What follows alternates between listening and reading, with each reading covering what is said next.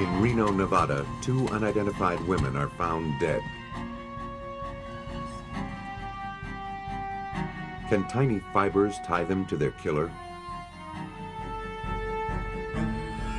A skeleton, a shopping bag, and a single button are investigators' only clues to the identity of a woman and her killer. A sailor is killed on a Florida beach. Only a tire track in the sand marks the path to justice.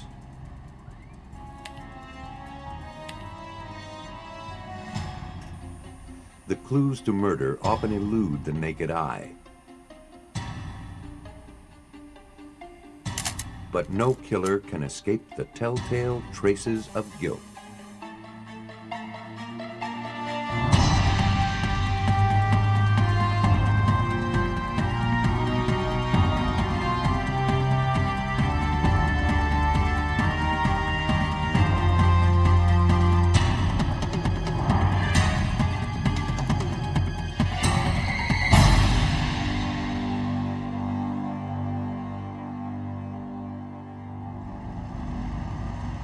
Reno, Nevada is known as a betting town. In February of 1995, someone gambled he could kill without a trace.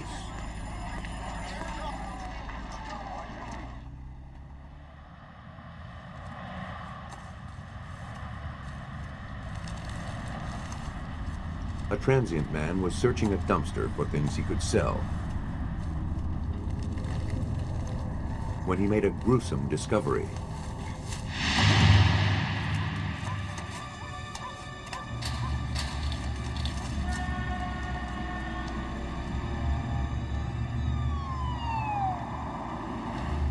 Officers from the Reno police arrived and retrieved the body of an unidentified woman.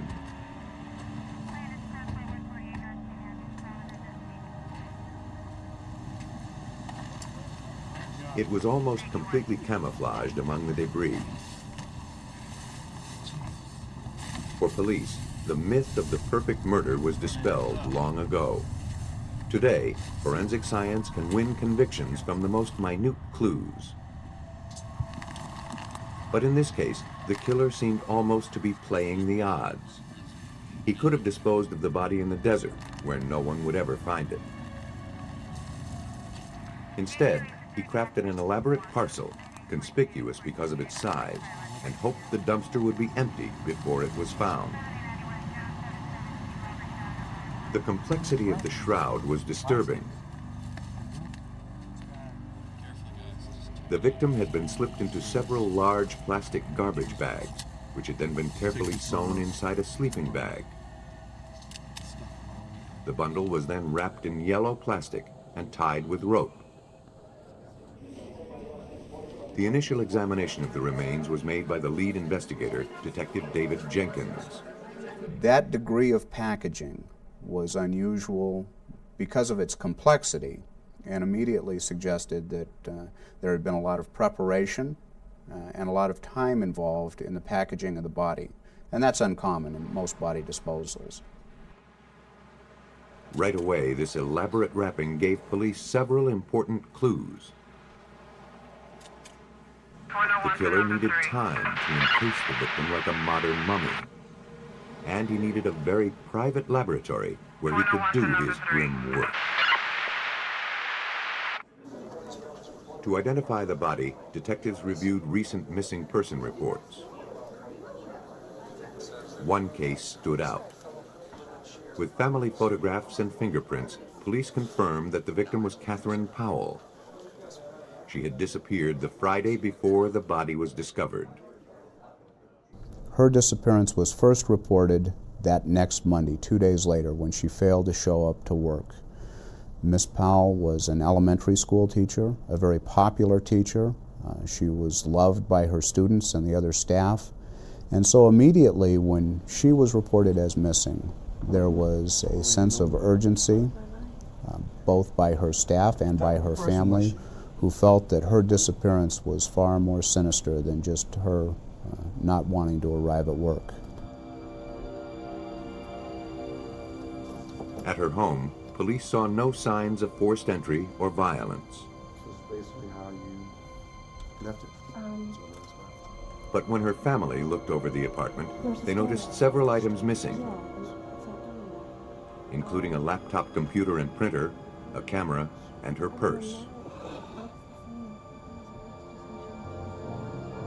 Did she take care of things? Yeah, she used to, as you can tell, she's... While detectives combed her apartment, forensics investigators pored over the evidence from the dumpster. If the wrappings held a clue to the killer's identity, investigators couldn't find it. They had never seen a case like this before, and the killer's attention to detail made them nervous. Investigators focused on the remains.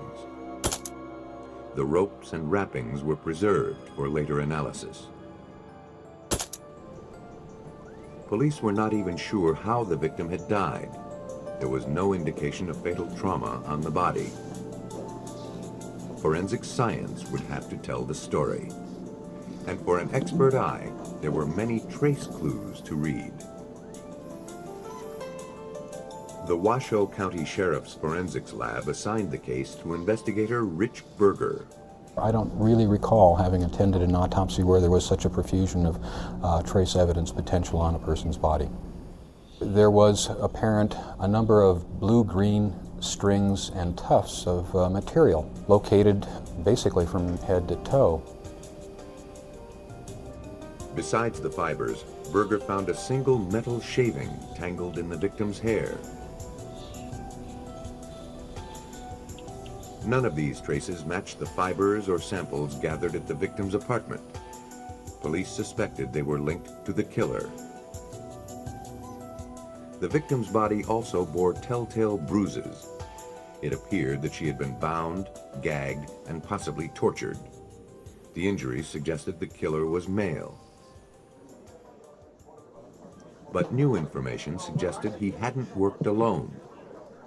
While forensic pathologists continued to gather the minute physical evidence, Detective Jenkins studied Powell's credit card records. Any recent charges might shed light on where she had been.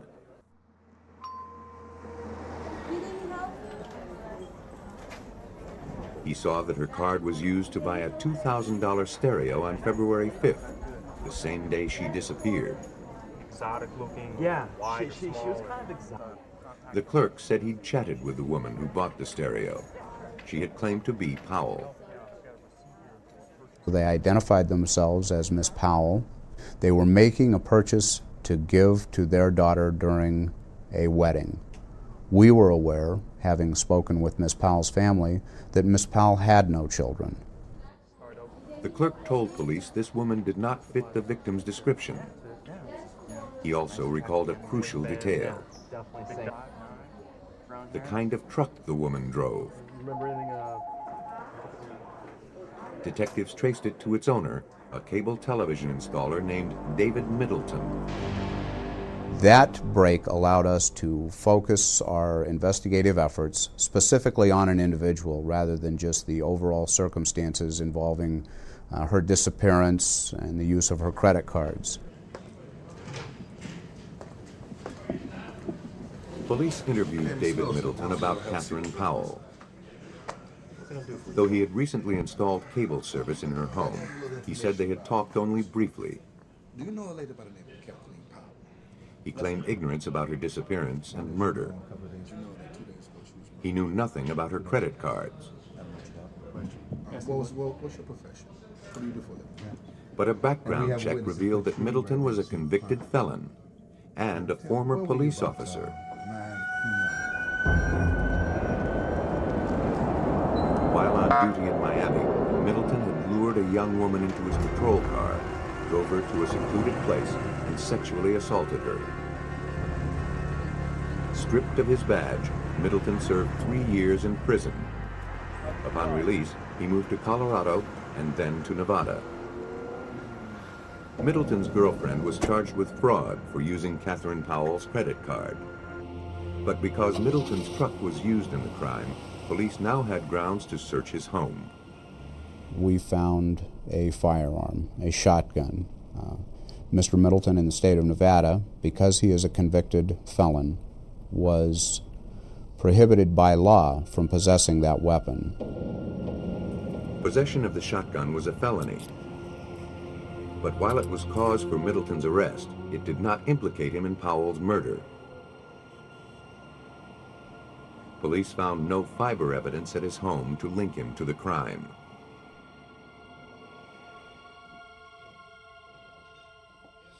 Middleton was interrogated again. This time he changed his story. Now he admitted to beginning a sexual relationship with Catherine Powell.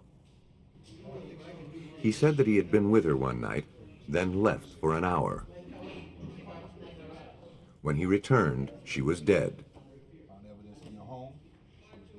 He refused to offer any more information.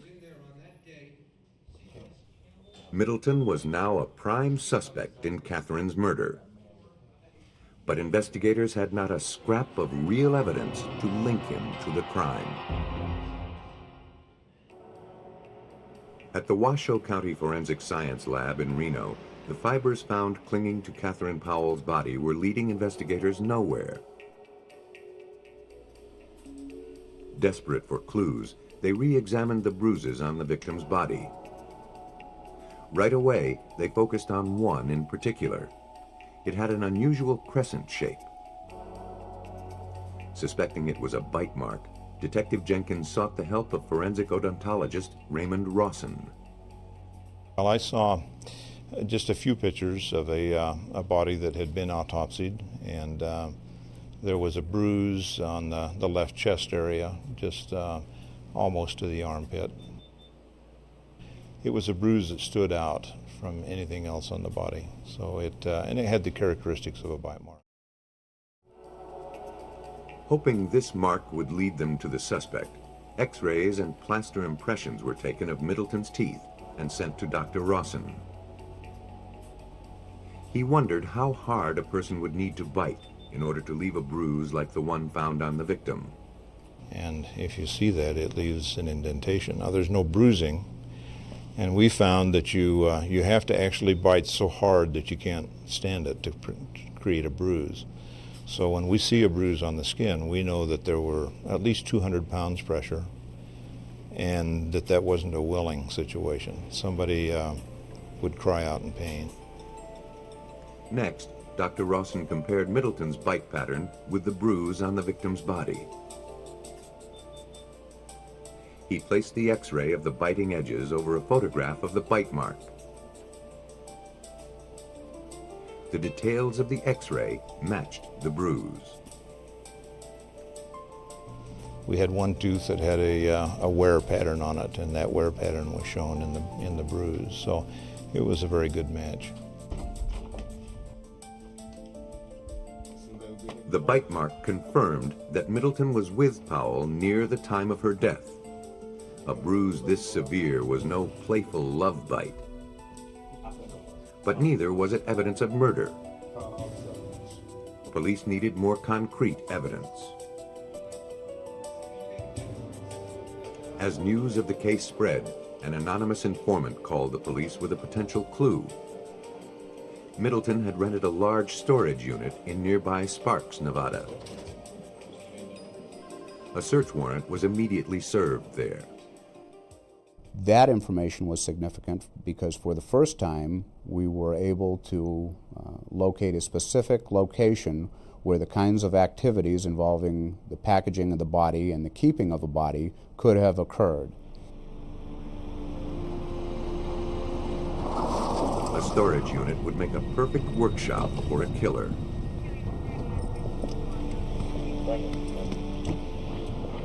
Even before detectives entered the shed, they were suspicious of the amount of recent activity there.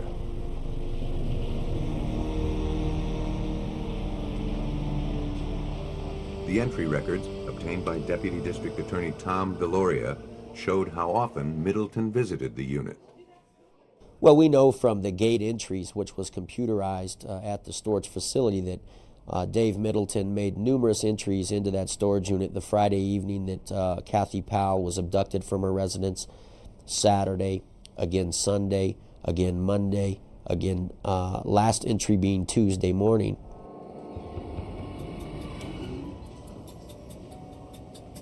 Were police walking into a glorified closet or a killer's lair? They knew their case against Middleton hinged on what they found here. At first, the shed was unremarkable, crammed with personal property. And anywhere else, the duct tape and coils of rope would have seemed harmless.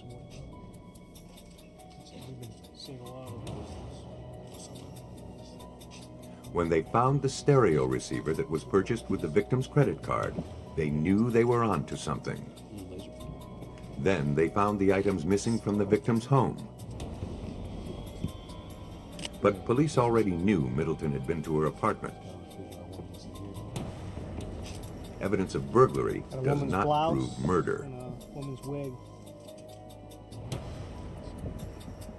The handcuffs were perhaps a souvenir of Middleton's police days. But the scraps of women's underwear and a stun gun were not so easy to explain away, especially in light of what they found next. Find another. A refrigerator lay on its back. The freezer's bottom had been cut away, and small, jagged air holes had been drilled into the sides. It had been modified, apparently to hold a human body.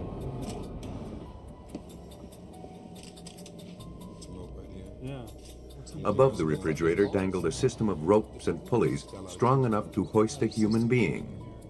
That's a pulley right here. The detectives could only begin to imagine what perversions were acted out here.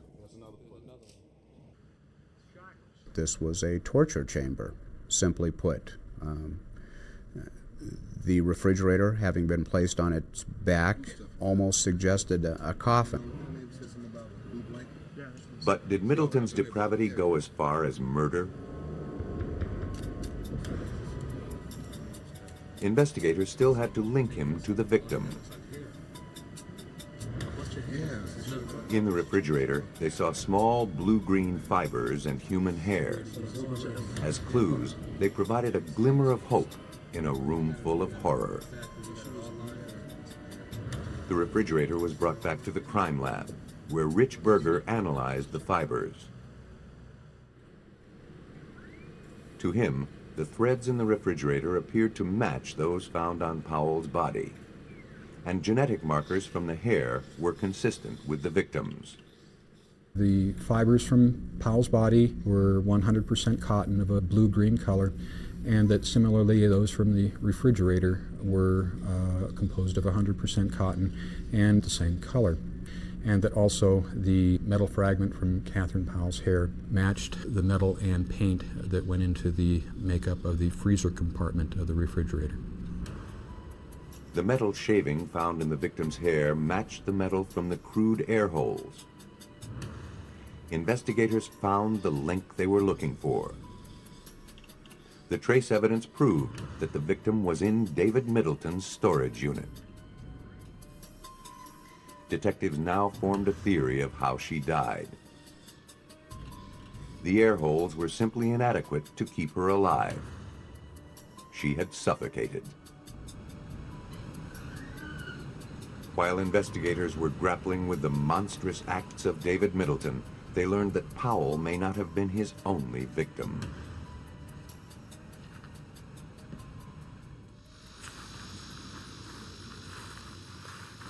On April 9th, a man was walking his dog outside Verde, Nevada. He found the skeletonized remains of a human being. They were entangled in knotted ropes and plastic garbage bags.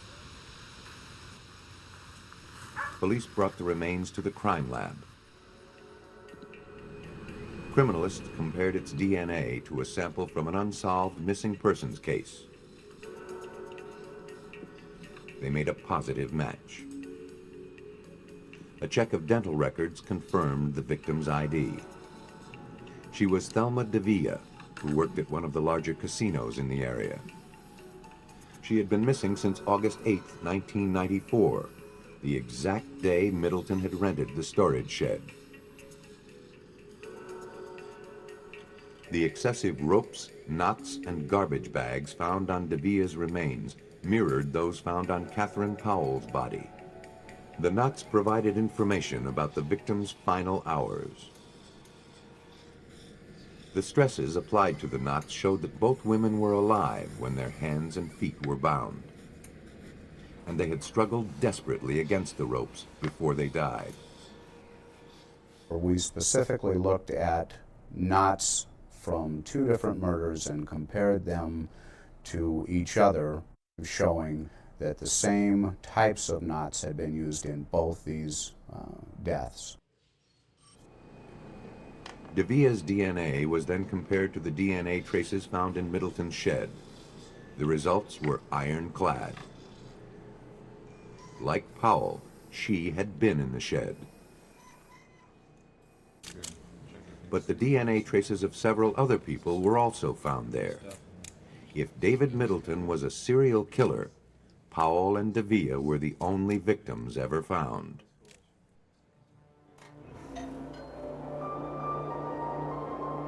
As the case against Middleton was prepared, the grim sequence of events leading to Powell's death became clear. Middleton, working as a cable TV installer, had probably gained access to her home under the pretext of checking her cable service.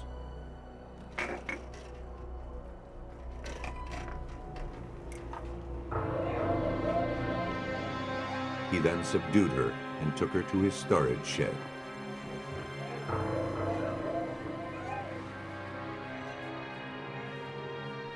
There, she was tied up, brutalized, and kept confined in the airless refrigerator.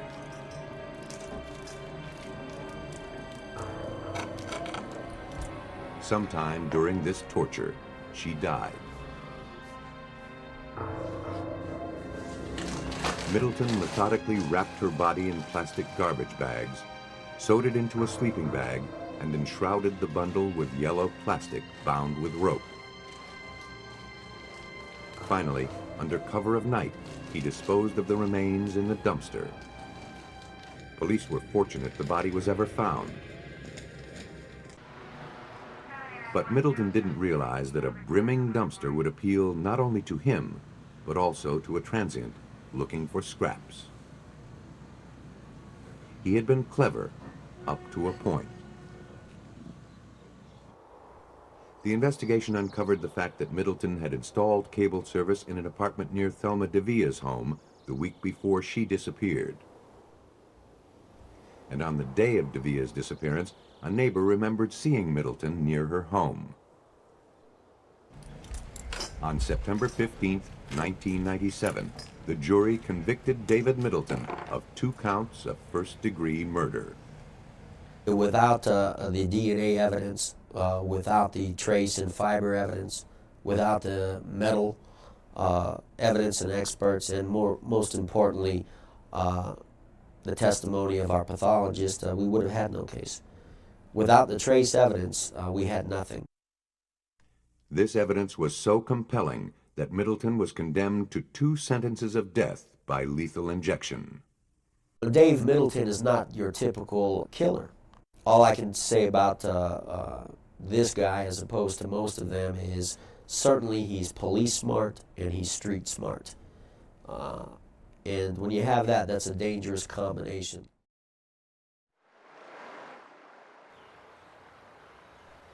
Whether murder is committed in an urban jungle or far out in the countryside, some trace of the deed will be left to tell the tale. March 22nd, 1988. Deep in a forest south of St. Louis, there began one of the most baffling cases ever encountered by the Missouri State Highway Patrol. And try to determine whether it's an Indian grave or it's a fresh grave, or it appears that it's been here for some time. The case concerned fragments of a human skeleton.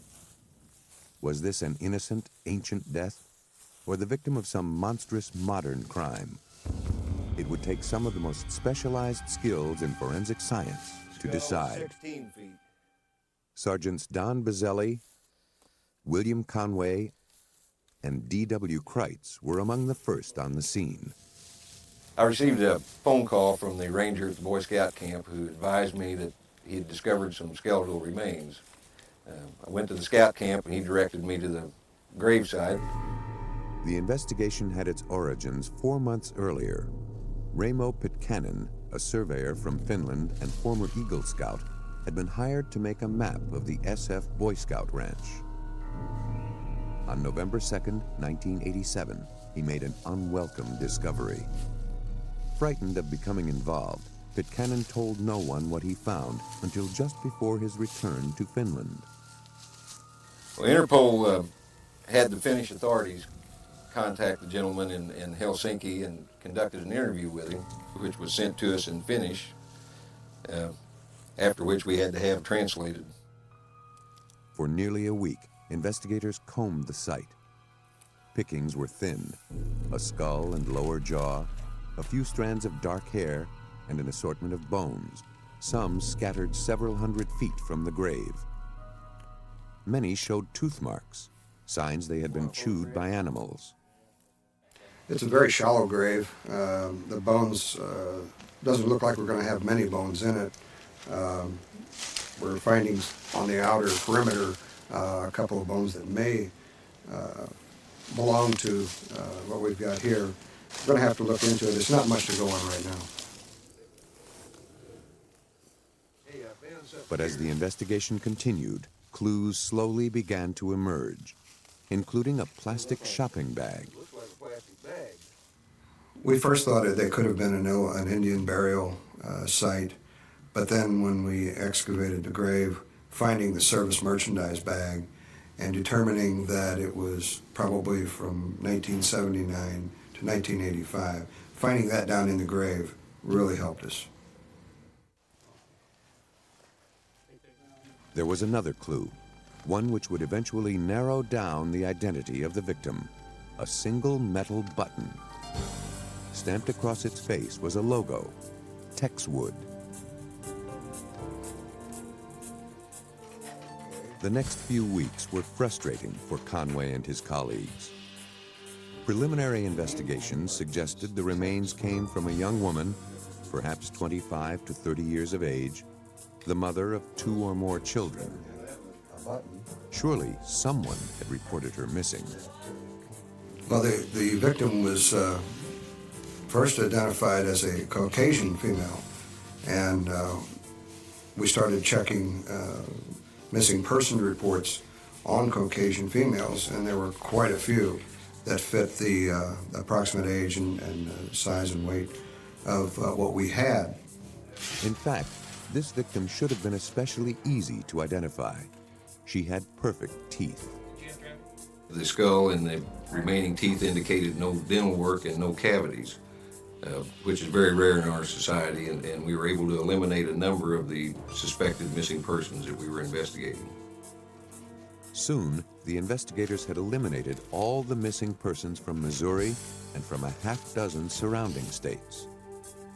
The skeleton in the woods was not a missing person, or rather, no one had reported this young woman as missing. The investigators decided to try another approach. They contacted forensic anthropologist Michael Charney at Colorado State University. He had a remarkable talent for identifying individuals from the most fragmentary skeletons. With near miraculous skill, he could often reconstruct the age, sex, and race, even the facial appearance of a missing person. I said, wait a minute. The first thing hit me is that this was not a white person. This was Oriental. This was somebody of Mongoloid extraction. American Indian, Chinese, Japanese, Eskimo, something of that nature. Charney had picked up on something the police investigators missed. White people and black people have relatively long, narrow faces.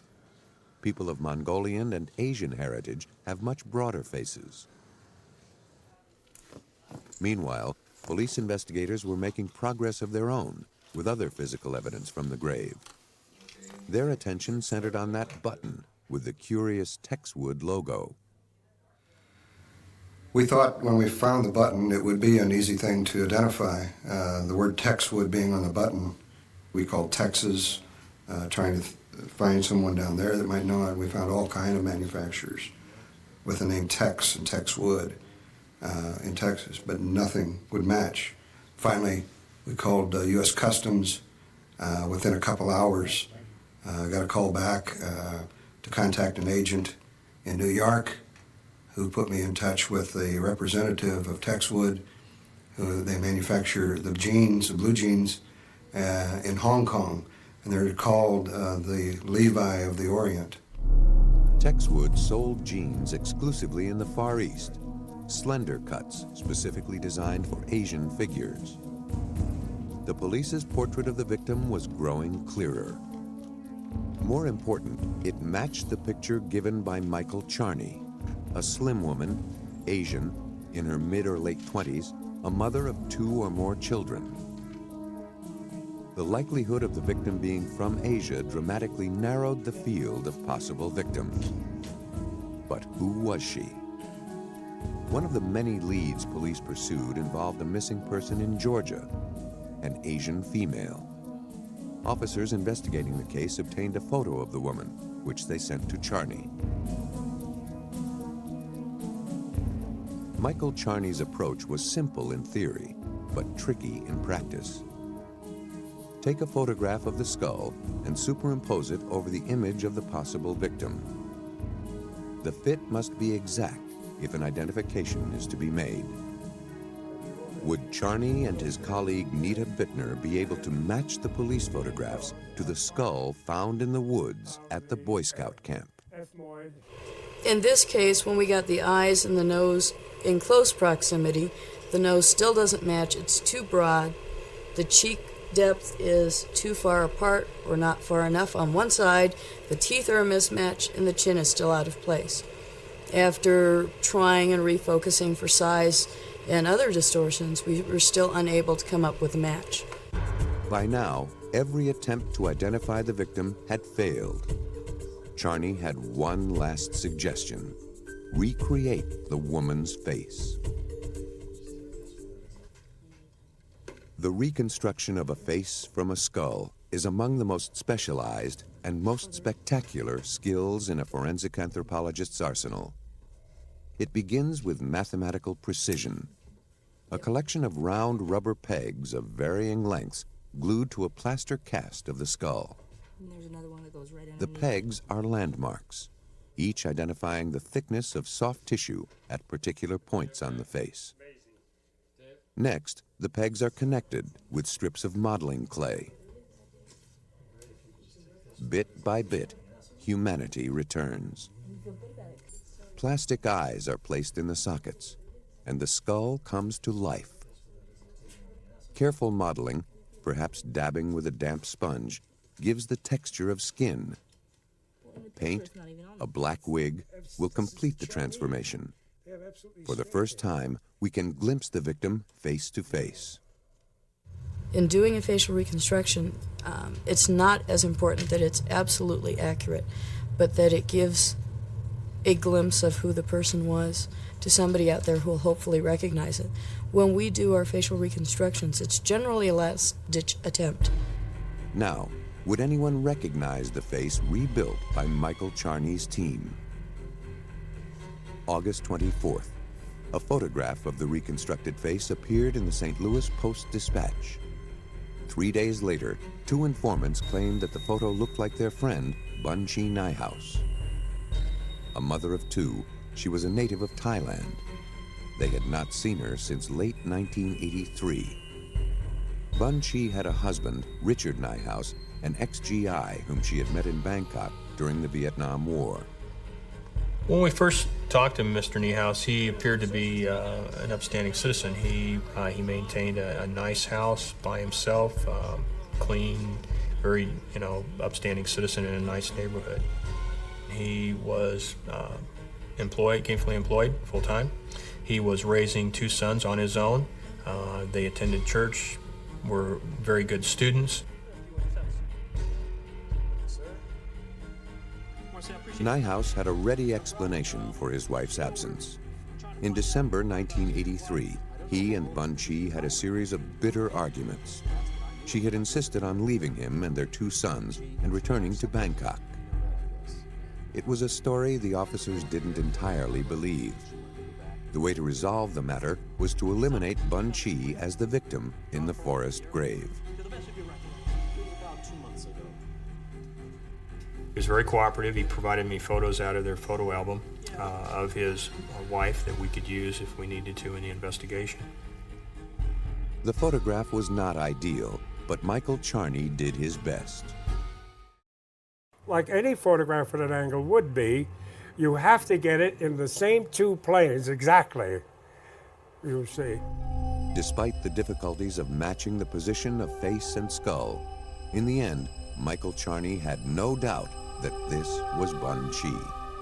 We first received word from our lab that Dr. Charney had matched the photographs of Bun Chi Nyhouse to the remains that we had recovered. And at that time, the case took on a whole new outlook. We now knew who our victim was, and we also had a good suspect to start with in Mr. Nyhouse. The investigators quickly uncovered a series of incriminating facts. Richard Nyhouse and his wife frequently had noisy arguments. He had taken several days off work in December 1983, the same time his wife disappeared. Soon after she vanished, Nyhouse divorced Bun Chi and removed her as a beneficiary of his insurance. And then one final damning discovery. We ultimately discovered that he was a Boy Scout leader, which then tied right into the fact that her remains were found in a Boy Scout camp. He had been actively involved with Boy Scouts with his children for many years. By now, Richard Nyhouse was the primary suspect. The investigators decided to invite him in for further questioning. They chose their moment with care. A weekend when Nyhouse was camping at the SF Ranch, not far from where his wife's body had been hidden. The officers informed Nyhouse the remains they had recovered had been identified as those of his wife. Nyhouse admitted he had pushed his wife, who had fallen and hurt her head.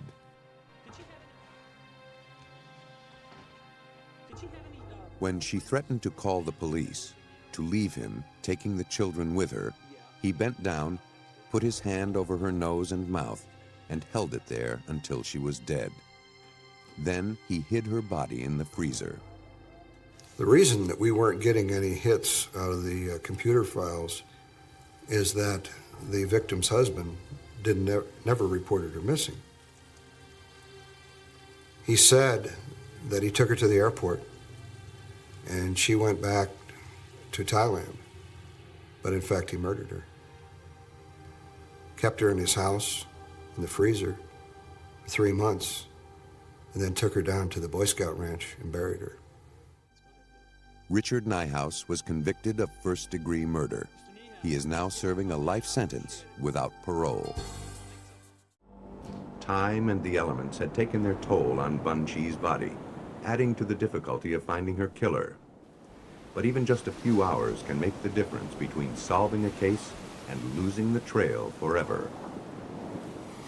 In September 1983, 2 friends near Jacksonville, Florida were shocked to find the body of a man. He lay on his side at the foot of a sand dune. His head showed severe wounds.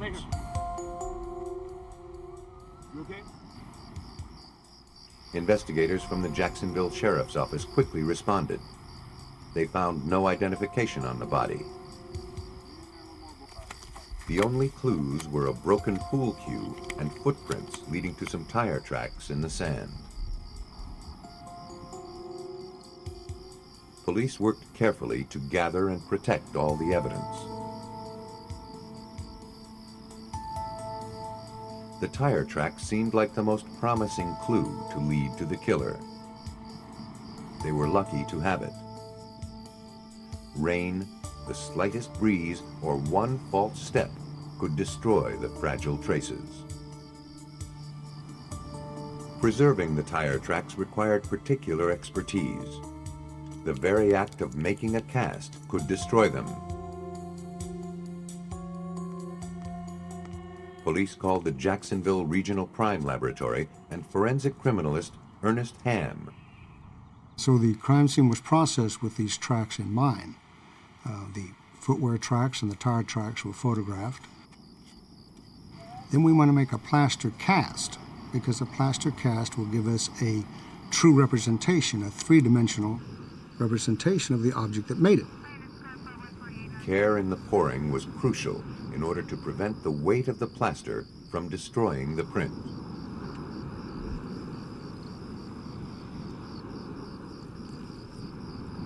If the evidence were altered, a killer might go free. After the plaster had set, the cast was carefully cleaned. Now, police had a perfect three-dimensional reproduction of the tire tread. It included the gouges and signs of wear that made that tire unique. But millions of tires roll on America's highways today. It seemed impossible for investigators to find the one tire that had made these tracks. They studied the plaster cast, noting the ribs and grooves of the tread design.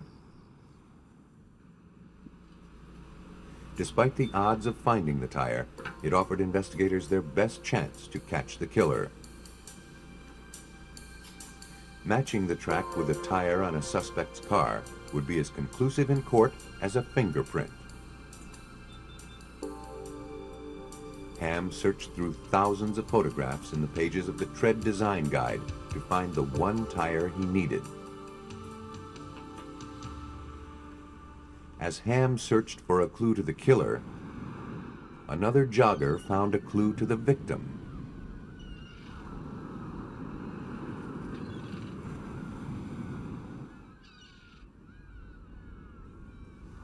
The wallet belonged to a 21-year-old sailor serving on a ship docked at the Mayport Naval Air Station in Jacksonville. An officer from the ship was called to the morgue. He confirmed that the victim was Jeffrey Michael Russell. An autopsy was performed on the victim's remains. He had been beaten, probably with the pool cue found at the scene. It bore no usable fingerprints. He had then been shot once in the head from less than 2 feet away. The pathologist recovered a .357 caliber bullet from the victim's brain.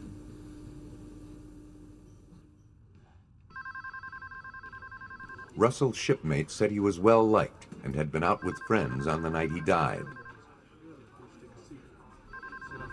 Thanks for coming, guys.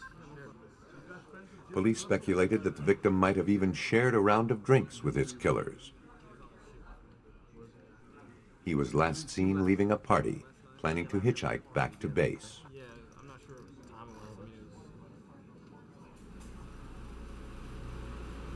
While the police traced the victim's movements, Ham continued his arduous, time-intensive search of the tread guide. Finally, after reviewing thousands of images, he found the single tire that matched the cast. The track at the beach was made by a tire commonly mounted on pickup trucks. Now, police knew what they were looking for, though it hardly seemed to advance their investigation. To find one truck out of thousands in the Jacksonville area would be daunting.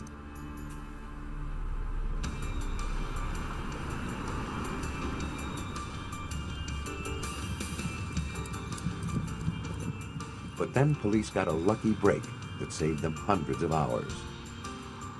An officer, answering a call about a robbery, pulled over a suspicious truck. The driver tried to run off, but was soon apprehended and arrested. His name was Gregory Kokol.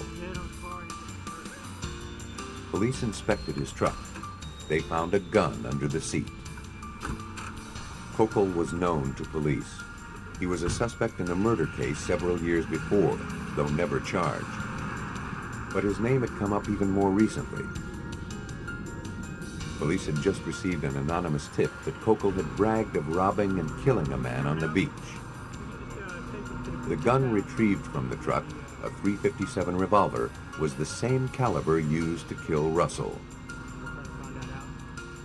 The officer then noticed that the tires seemed to resemble the ones involved in Russell's murder.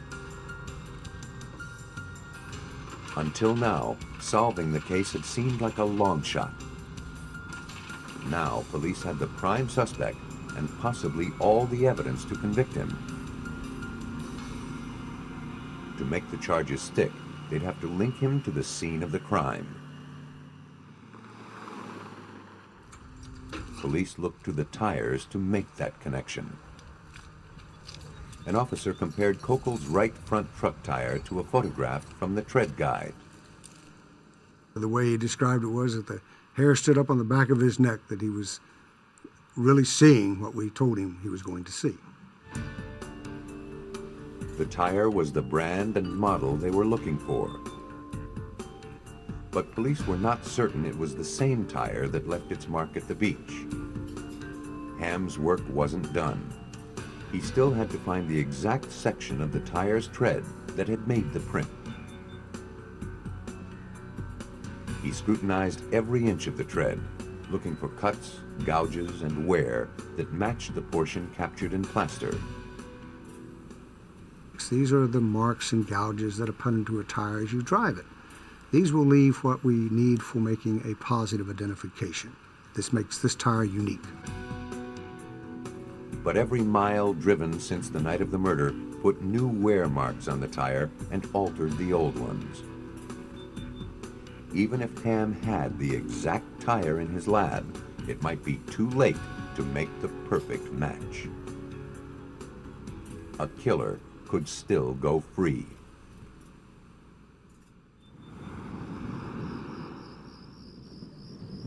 Jacksonville police were building a murder case on a foundation of sand.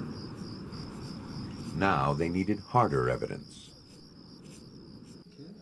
After careful analysis, investigators found marks in Gregory Kokol's tire that matched the casting made at the crime scene. But police needed to prove that Kokol himself was there. They hoped Kokol's .357 would provide the smoking gun they needed. If this was the exact gun that fired the fatal bullet, investigators had to prove that Kokol pulled the trigger. Ham performed 3 tests designed to link the gun with the crime. Our first examination will be a visual examination, because we want to see if there's any other sort of trace matter on the weapon before we subject it to some sort of processing techniques, such as, in this case, because it's a head wound, if it was a close head wound, we could possibly have tissue blowback into the weapons. But this test was a dead end. No tissue or blood was found on the gun.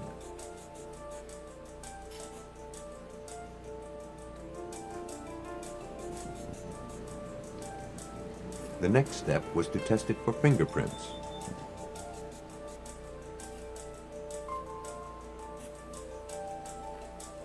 The gun was sealed in a glass cabinet and exposed to fumes of cyanoacrylate ester, or common superglue.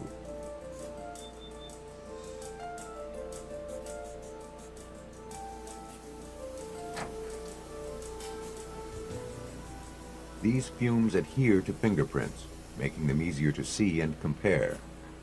But based upon the individual characteristics of the ridges, the endings and the divisions and the dots, we can make a positive identification from any part of the body that bears friction skin. The fumes did their work in just a few minutes.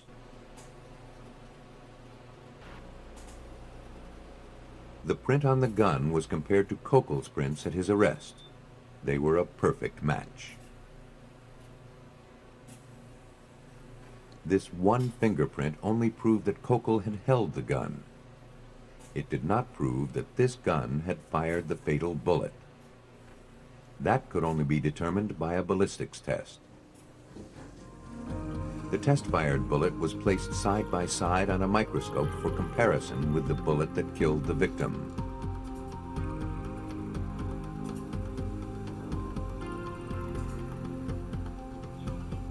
The investigator lines up the rifling patterns on both bullets. A video monitor allows him to see the minute scratches on the soft lead. If the marks align, he has proof that the same gun fired both bullets. And that's precisely what he saw. The scratch marks on both slugs were identical. Investigators had found the murder weapon.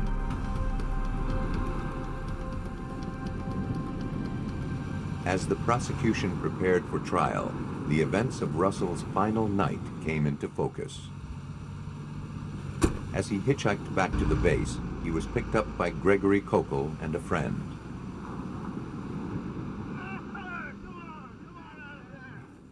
But instead of dropping Russell at his quarters, they drove him to the beach, beat him, robbed him of the only dollar he had, and then Kokel shot him. Crimes committed by strangers on strangers are the hardest to solve.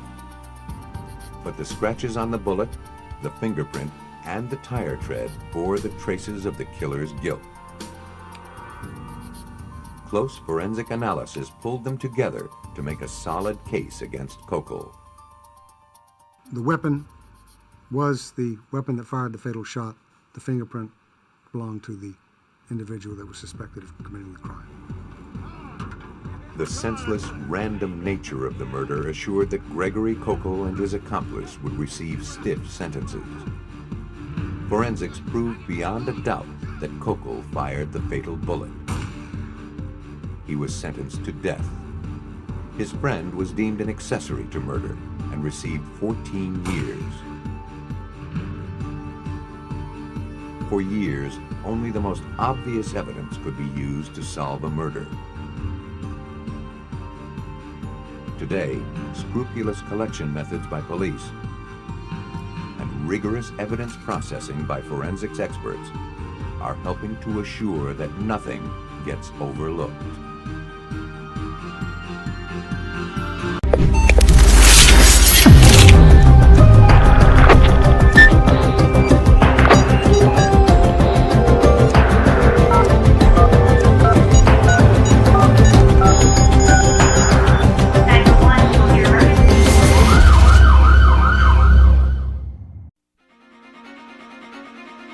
Police find a family murdered in their home. The victims are covered with strange marks. To catch the killer, forensics experts must find out what caused the wounds.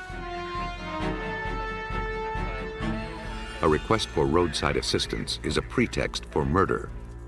Can telltale marks on a car battery connect the killer to the crime?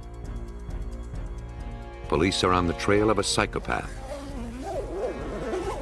Investigators must rely on an ordinary screwdriver to stop him in his tracks. Like fingerprints, tool marks found at a crime scene can single out a murderer. More than one killer has tripped himself up on his own tools of death.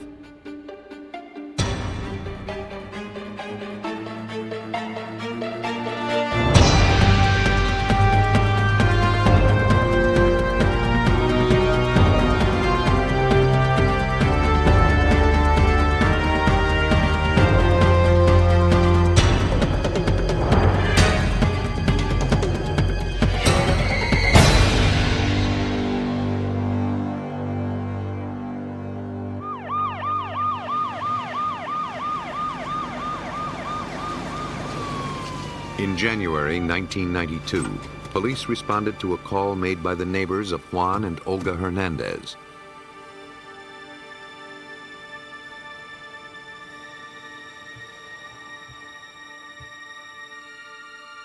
They reported a violent commotion coming from their home.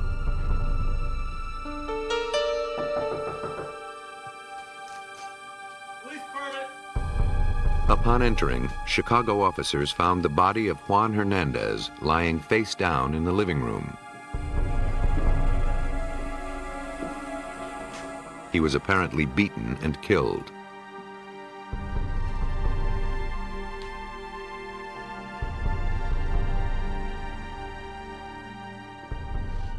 As they cautiously searched the house, police entered the nursery.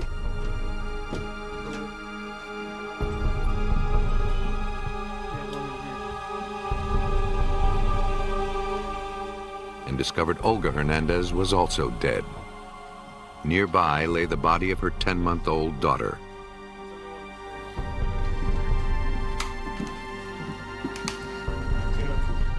The Hernandez home showed no signs of forced entry. The killer or killers left no clues to their identity.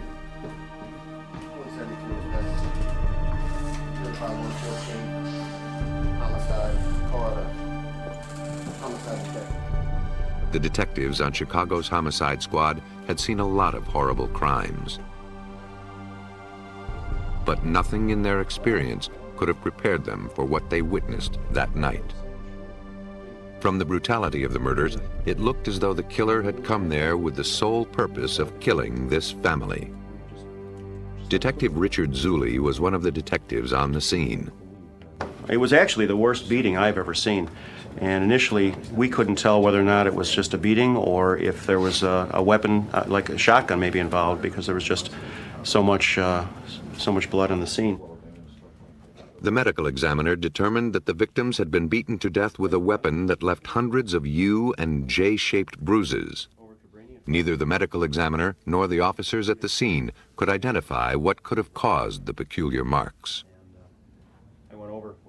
Zuley's partner, Detective John Murray, knew they had no chance of finding the weapon until they knew what it was. Time is of the essence, because if we can identify what it was, and we were thinking of a meat tenderizer, a tire jack, all kinds of things. Yeah. Now it would be important to get back to the scene or the area of the murder to try to recover it. Detectives knew that identifying what caused the marks was the first step to finding the killer. 171 dispatch, start rescue, code gray. Whoever he was, he had thoroughly covered his tracks, leaving behind only the telltale wounds.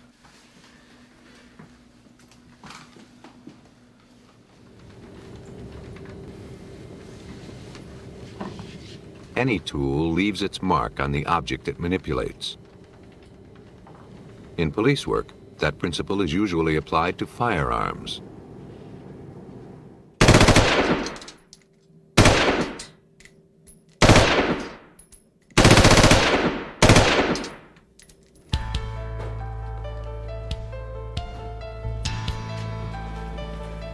To see if a particular gun had been used in a crime, a ballistics expert test fires it.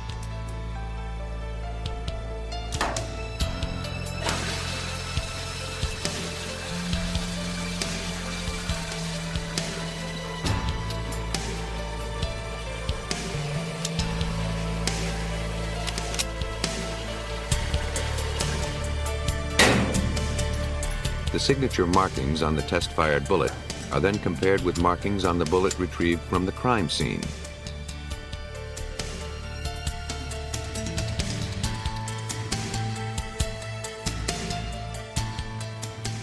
If the markings are the same, the case is made. When a tool is used in a beating death, the task is a similar one. By examining characteristics of a victim's wounds, experts can often prove that one tool and one tool only was the instrument of death. Hoping to identify the wounds on the bodies of Juan and Olga Hernandez, the medical examiner sent photos of the markings to the Chicago Police Crime Lab. Forensic investigator Bill Sherlock, an expert in firearms and tool mark identification, compared the marks against various tools. Baby that was murdered in this case. The wounds were consistent in size and shape, bruises left by a heavy object.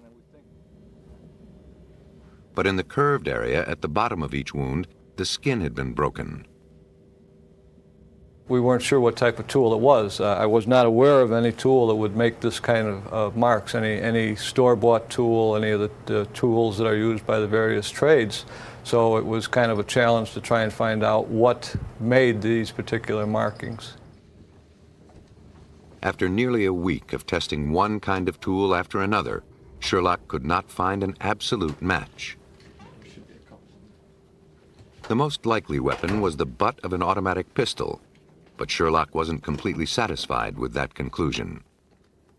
If used like a hammer, the butt of a pistol could have caused the bruises on the victim's skin, but not the lacerations. The marks looked somewhat consistent with the marks from a butt of a gun. We couldn't explain why we had the tearing of the skin and why we had the shapes that we had. A chance event provided Detective Zulli with a possible explanation.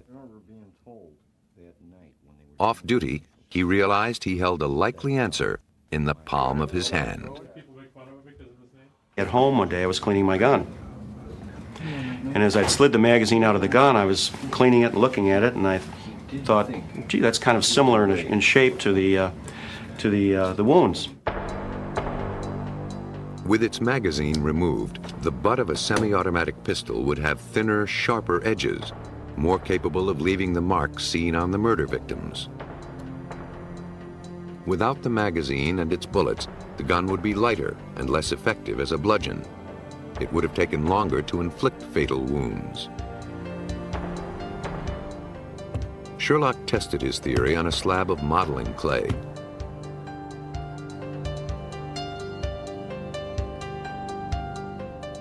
The butt of a medium caliber pistol produced marks of the same size and shape as the wounds on the victims.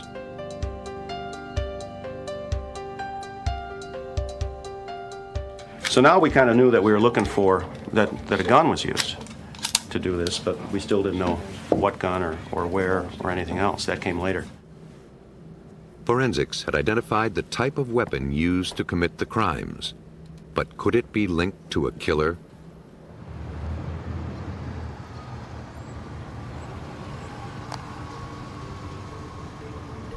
Tapping their sources, officers on the narcotics squad got a tip from a prostitute who'd heard something on the street. She told police that a woman named Patricia Johnson seemed to know about the killings. Her boyfriend was a known drug dealer, a Cuban named Reynaldo Travieso. Police brought him in for questioning. He refused to talk. Meanwhile, detectives checked the victims' phone records. On the night they were murdered, Juan and Olga Hernandez had ordered a pizza.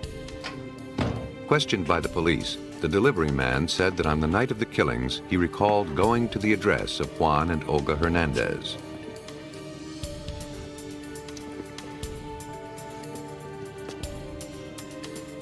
But when a woman answered the door, she told him she hadn't ordered a pizza.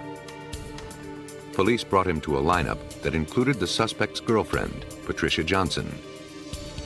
He recognized her as the woman who'd answered the door at the Hernandez home.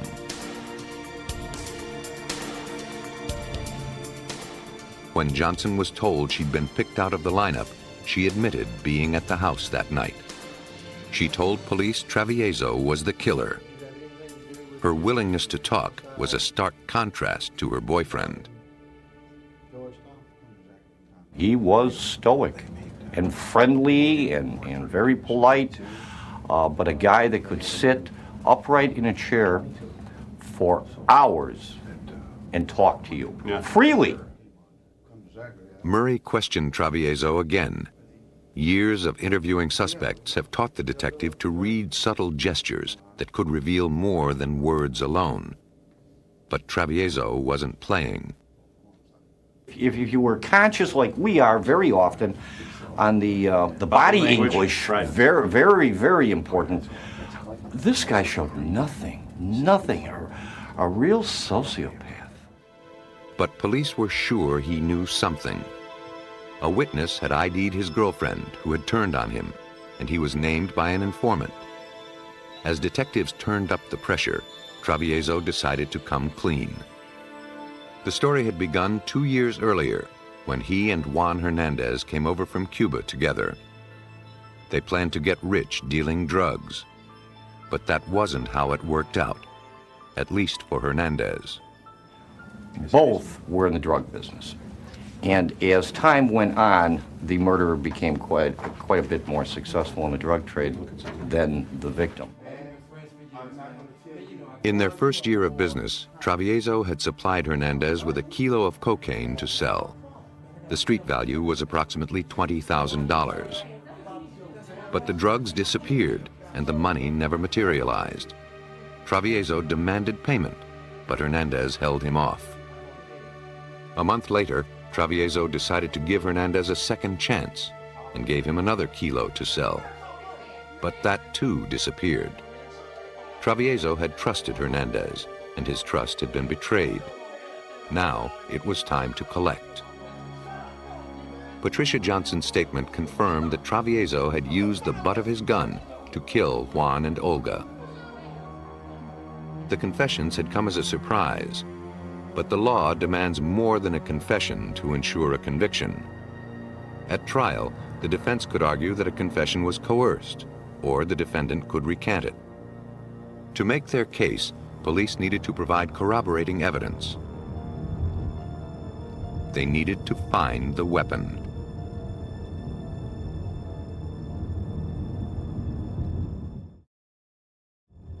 Johnson had told police she'd wrapped the gun in a plastic sack. From a moving car, she'd tossed it off a bridge into the river.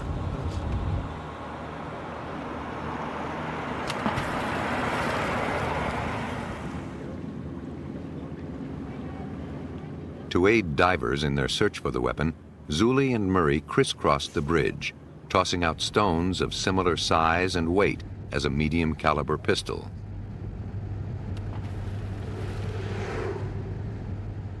John and I spent a day driving across that bridge with rocks about the same size and weight of a medium caliber weapon. And we drove across, throwing them out of the squad car and into the river. And noting that they were all landing about the same distance from the bridge in about the same place.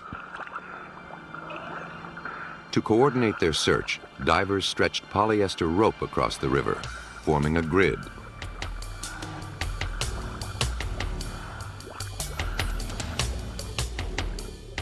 It took them less than half an hour to find the sack containing the gun, near the spot where Zuli and Murray had tossed their stones.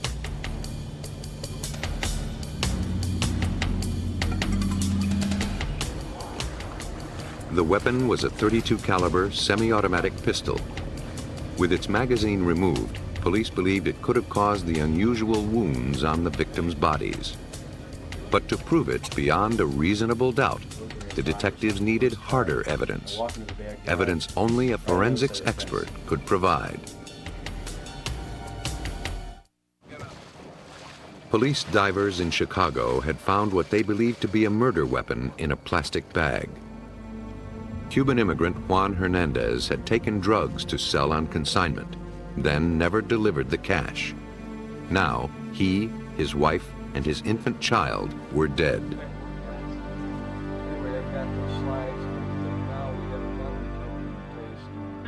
Bill Sherlock of the Chicago Police Crime Lab attempted to establish the gun as the murder weapon.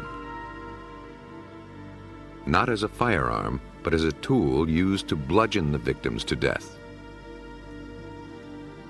Sherlock had already determined that the unusual wounds on the victims' bodies were most likely caused by the butt of a semi-automatic pistol with its magazine removed. As we're looking at the marks on the victims' heads, it's consistent with the tearing being with the front portion of the magazine well, the thinner metal, the side wall, and also the magazine release back here, the serration from the magazine release. At first glance, Sherlock believed the pistol found by divers could have caused the wounds. To make a positive identification, he obtained a copy of the autopsy photographs, being sure they were exactly to scale. He He then obtained a 1-to-1 transparency of the butt of the gun with its magazine removed.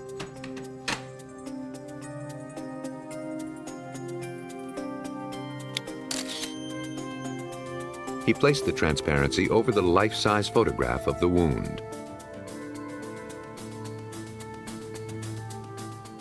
After closely comparing the gun's metal edges with the cuts on the victims, Sherlock felt he had a perfect match.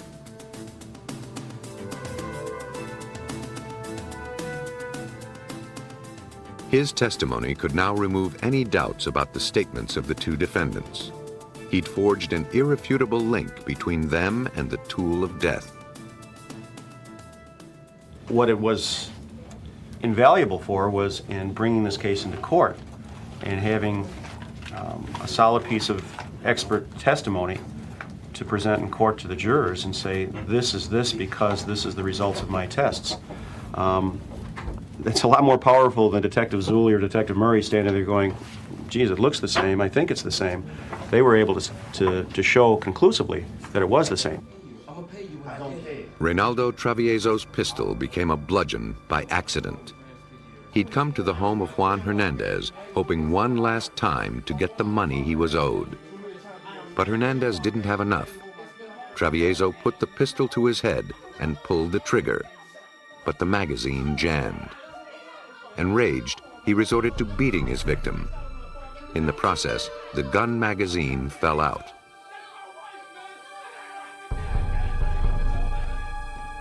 When the pizza man arrived, Travieso had already begun beating Juan Hernandez with the butt of his gun.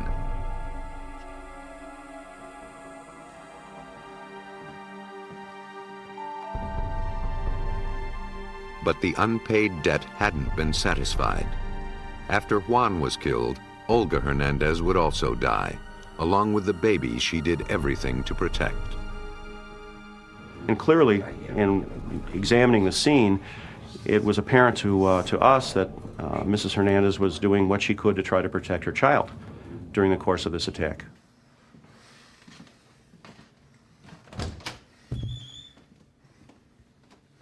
That involved a whole emotional thing that you have to deal with too on the scene.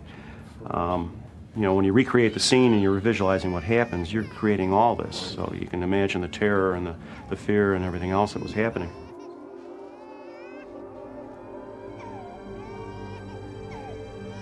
Hopefully we'll never see them on the street again. No. Tool mark evidence had made a critical difference in putting Reynaldo Travieso and Patricia Johnson behind bars. Both were sent to prison for life.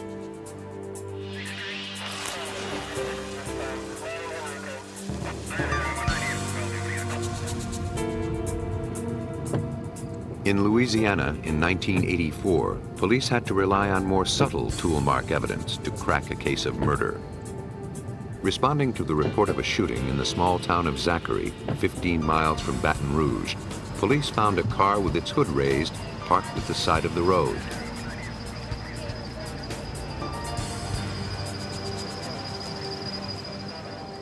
Nearby lay the body of George Thompson, shot at close range with a shotgun. No one witnessed the shooting, and the killer left no obvious clues.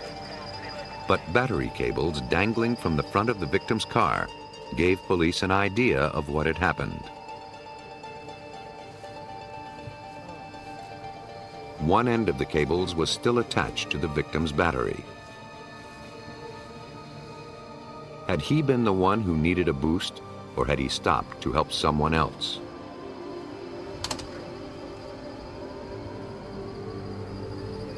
The victim's car started without any problem.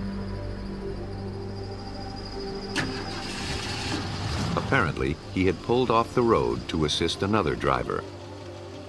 If police could find the second car, they might also locate the killer.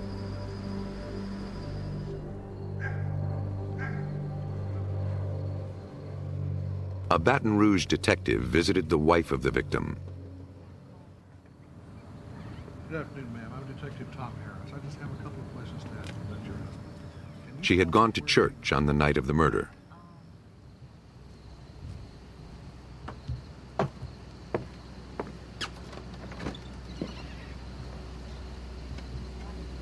When she returned home around 10 p.m., her husband told her he had to help someone start his car. He left without saying exactly where he was going. According to Lois Thompson, her husband rarely went out that late. Whoever it was he was going to help must have been a close friend. Lois Thompson never saw her husband again. It seemed to police that the call for assistance was a trap. They suspected the killer may have lured the victim to the crime scene with a plea for help.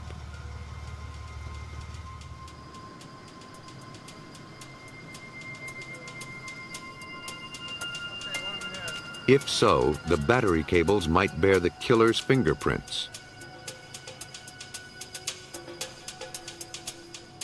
They were sent for examination to forensic expert Pat Lane of the Louisiana Crime Lab. He placed the cables in a fuming chamber designed to make latent fingerprints visible.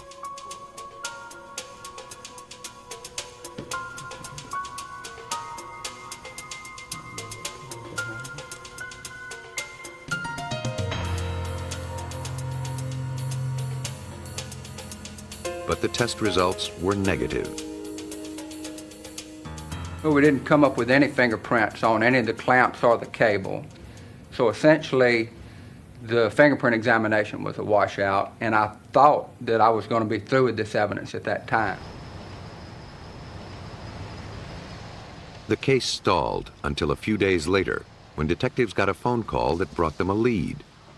The caller told police to check out a parking lot at an apartment complex in Baton Rouge. Police found a yellow Buick that matched the description of the second car observed by a passerby prior to the murder.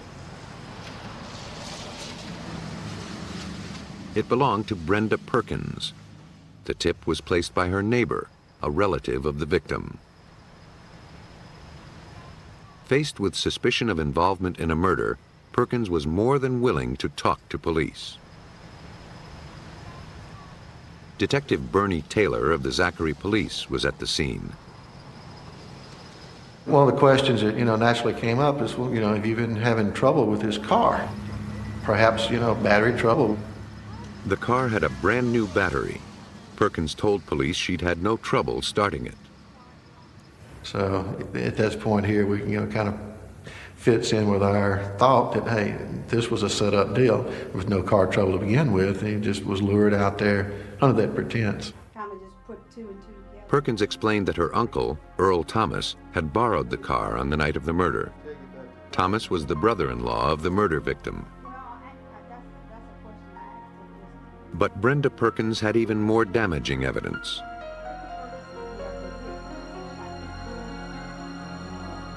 The day of the murder, she'd gone shopping with Earl Thomas.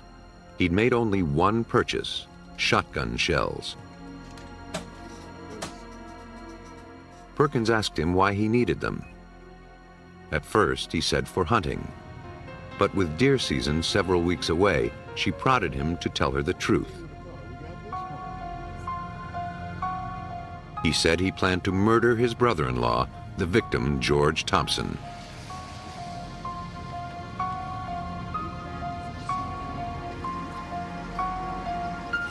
A receipt found in the trunk of Perkins' car totaled $2.97 plus tax.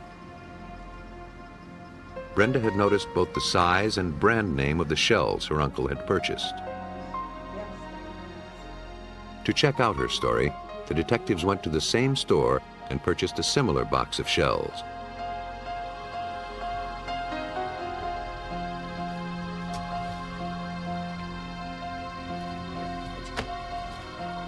The amount on the receipt was $2.97 plus tax. Exactly the same as the receipt found in the car. Lane also found Thomas's thumbprint on the shopping bag. The detectives now had circumstantial evidence that Earl Thomas was the killer, but they required something more solid.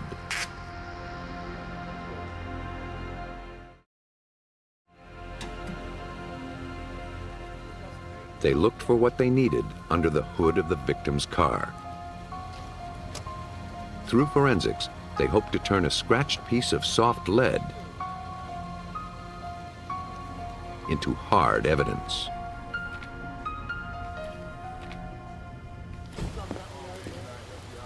In the murder of George Thompson, Louisiana police were building their case against his brother-in-law, Earl Thomas. Had Thomas set a trap for Thompson, calling for help and then killing him? The case was missing one crucial element, a way to link Thomas to the crime scene.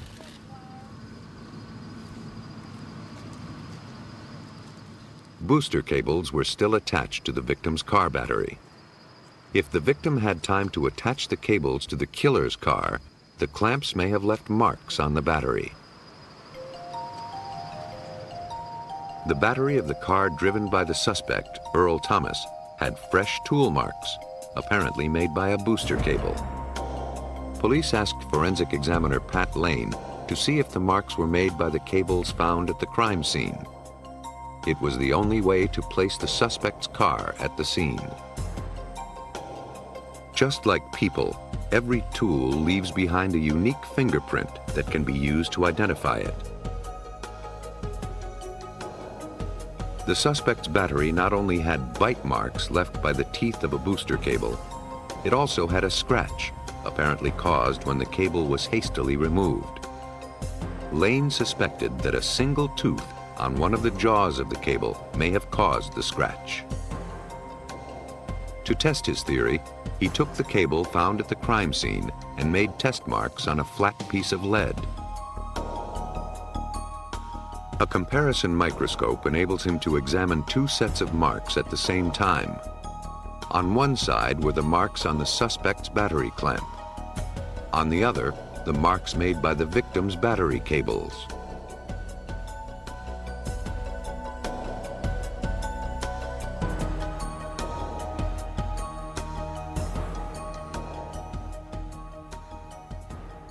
The ultimate determination in any tool mark examination is, was this tool or this instrument responsible for making a particular mark? And in this particular examination, my determination was the mark that we see on this clamp here in the monitor and this reference mark that I know to have been made by the jumper cables have the same source. Tool mark evidence had placed the car driven by Earl Thomas at the scene of the crime. A warrant was issued for his arrest. But Thomas had gone to California. His address was unknown.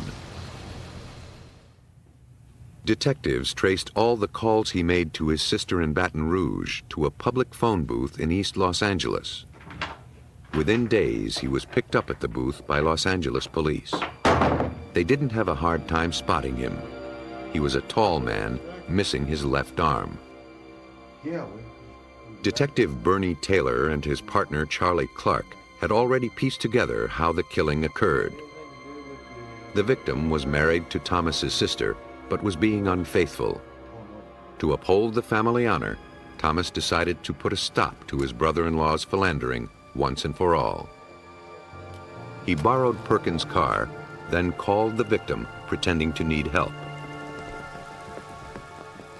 As the victim clamped a booster cable to the battery of Thomas's car, Thomas retrieved his shotgun.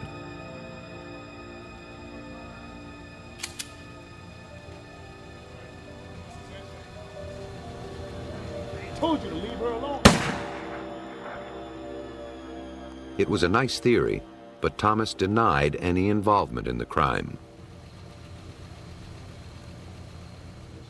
Detective Clark was concerned a jury might think a one-armed man incapable of firing a shotgun. You ever do any hunting? Oh yeah, I love to hunt. Yeah? Oh, What kind of hunting you do? Deer? Squirrels? Just generally hunting. It's just fun. What kind of gun do you hunt with? What shotgun? But Thomas's gift for gab tripped him up.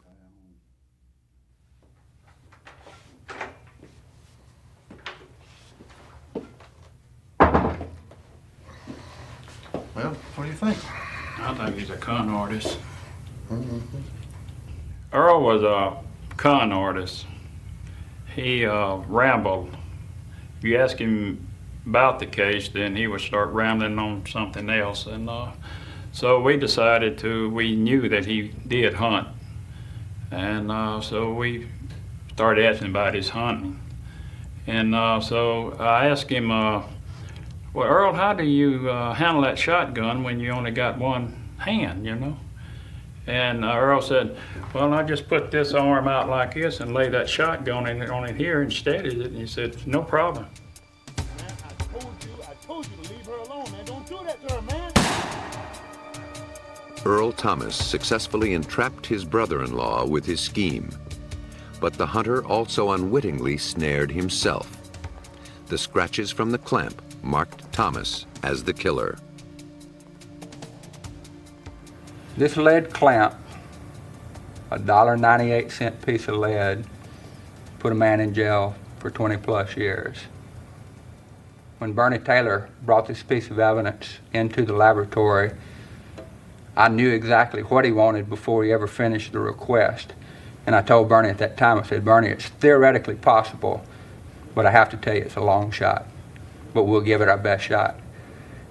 And ultimately, this piece of evidence was linked to not just one pair of jumper cables, not just one clamp, but to one tooth on one clamp of that pair of jumper cables. Let you get back in, get set. In the small town of Zachary, solid detective work turned a case of circumstantial evidence into a conviction based on forensic science.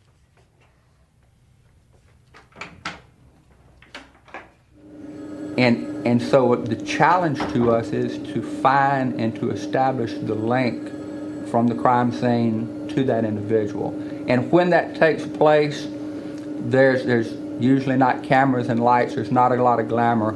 There's a tremendous amount of satisfaction in going home at night and knowing that the work that I've done has made this town a little bit safer place to live in. Thompson's death was the result of a personal vendetta. But in Florida in 1990, murder became a terrifyingly random event, and police were paralyzed by lack of clues.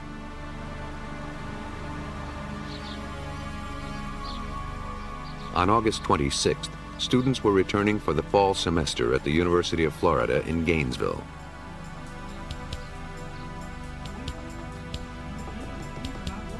On that Sunday afternoon, Ricky and George Powell went to the campus to see their daughter Christina's new apartment. But when they arrived, neither their daughter nor her roommate answered the door or telephone. The parents asked the building manager to let them in, but the women had changed the lock. The manager didn't have a key.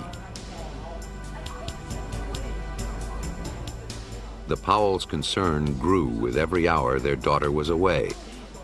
Fearing the worst, they contacted the police. A Gainesville police officer met them at the apartment. He then forced open the door. As he entered, he saw a dead woman posed on the couch. He blocked the parents from following him. He didn't want them to disturb the evidence, and he feared the killer might still be inside.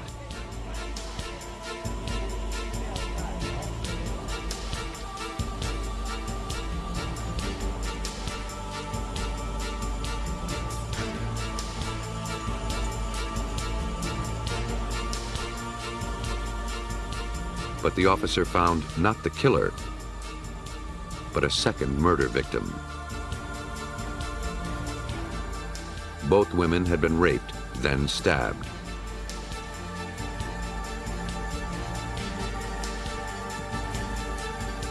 The brutality of the crime and the way the bodies had been staged made police fear that they were dealing with more than a random killer. Whoever murdered these women was cunning and methodical. Police feared it would only be a matter of time before he struck again.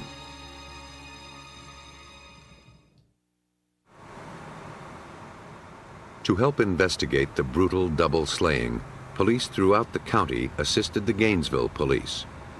Among them was Detective Sergeant LeGrand Hewitt of the Alachua County Sheriff's Office. And then the killer struck closer to home.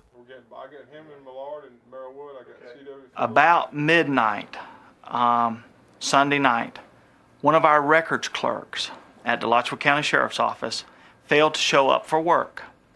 Her supervisor and co-workers got concerned about that and notified our watch commander.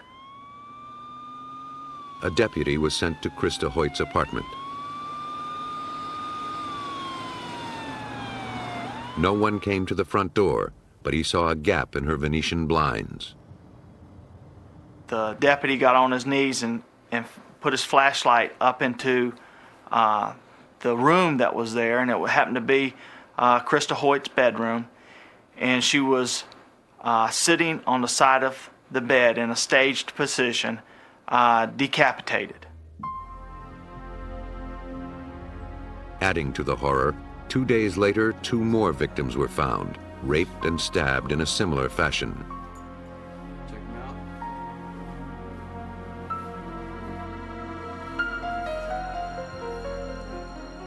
News of the killings electrified the University of Florida campus.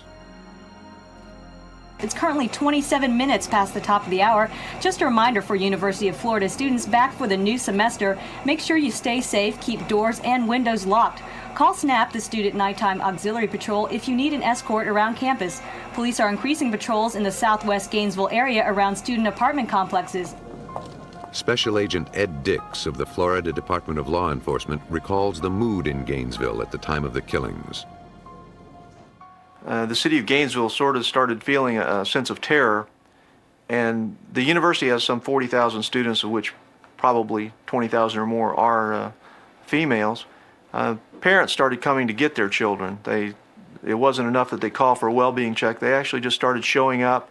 The kids were calling home saying, "I'm ready to go," to the point that the university was closed for a week.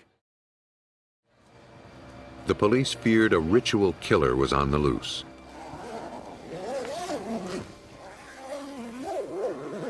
A serial madman who'd claimed 5 victims in 3 days.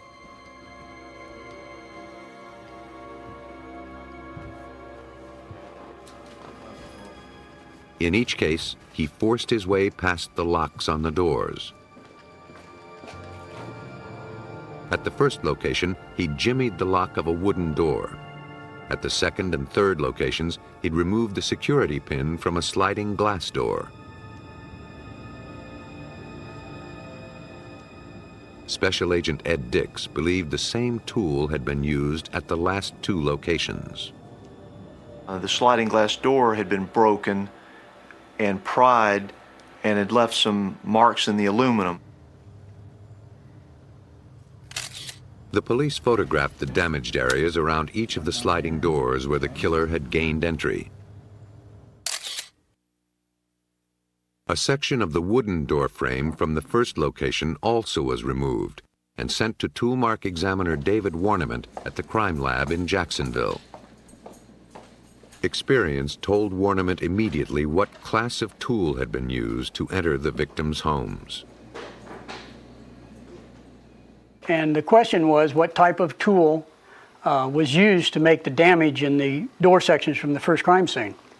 I looked at them and could tell the investigators initially that they were looking for a 5/16 inch screwdriver with a type of blade that has a serrated tip or a corrugated type of tip on it. Police removed the doors from the second and third crime scenes and sent them to the lab. They suspected the crimes were linked, but had no evidence to prove it. If they could match the tool marks found at the 3 crime scenes, they could prove the same person was responsible. A week later, 2 doors came into the laboratory. The door from the second crime scene and the door from the third crime scene. I looked at the doors and found that there was damage around the lock on the door from the second crime scene and also on the door jamb, which came in with it. On the door from the third crime scene, there was also damage around the lock. And also I found that there was damage up around the security pin. There was a series of scratches in the security pin, around the security pin hole. And what I noticed was they were very typical, and they appeared to have been caused by trying to jimmy the door and remove the security pin and gain entry. Warniment made a silicone cast of the damage on each of the doors. The silicone is mixed with a hardening agent. When it sets, it forms a perfect impression. After studying the impressions from the 3 crime scenes, Warniment concluded that the killer used a screwdriver with a 5/16" serrated blade. Police now knew that they were dealing with one killer who used the same screwdriver to break into his victims' homes. If they could find the screwdriver, they would find the killer. Over the next 4 months, throughout Florida, if a suspect was arrested with a screwdriver on his person or in his car, the tool was sent to David Warniment. Examined under a microscope, even the blade of a brand new screwdriver leaves a striated mark that's totally unique. It becomes more distinctive over time, acquiring the nicks and scratches that come from use. But after examining dozens of screwdrivers, Warniment found nothing that matched the tool marks at the crime scene. Police had few leads and no immediate suspects.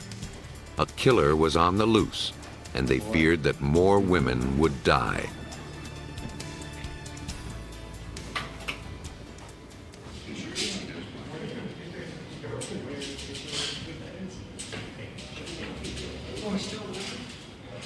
In November of 1990, 4 months after the first murder in Gainesville, police got a break from a routine computer check. A man picked up in Ocala for robbery was wanted in Shreveport, Louisiana for shooting his father. The computer had already identified Shreveport as the scene of a crime very similar to the murders in Gainesville. It might be a coincidence. But Special Agent Ed Dix decided to look for a connection between the suspect in Ocala and the Gainesville murders. Meanwhile, Sergeant Detective LeGrand Hewitt was following a different lead. Months earlier, shortly after the murders, a bank in Gainesville had been robbed. It was not far from the second murder scene. Shortly after the robbery, police officers saw 2 men enter the woods nearby. The suspects eluded police, who called for backup. A tracking dog was dispatched to pick up the scent.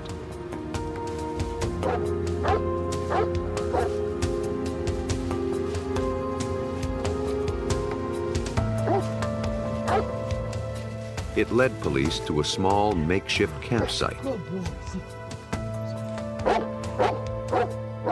There, they found a large number of dye-marked bills, apparently stolen in the bank robbery that day.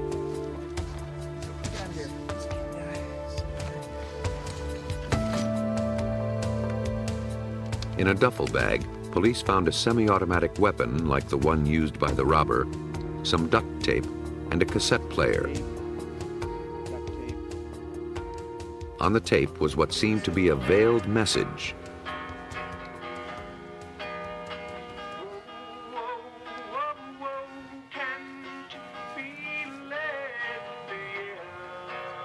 The man on the tape identified himself as Danny Rolling. He sang a total of 11 songs he'd written himself, mostly to the tune of The House of the Rising Sun. The tape ended with what was possibly the chilling prelude to murder. This is not the road I wanted, but I will walk it like a man. I got something I gotta do. The tape proved that Rolling had been in Gainesville at the same time the killings occurred. Looks like some blood on the gloves. At the campsite, police had also found a screwdriver. But at the time, there had been no reason to suspect Rolling's involvement in murder. His apparent MO was bank robbery, a crime far removed from brutal sex crimes. At first, the screwdriver wasn't examined. The investigators had said it was essentially a screwdriver from a campsite that was occupied by a bank robber.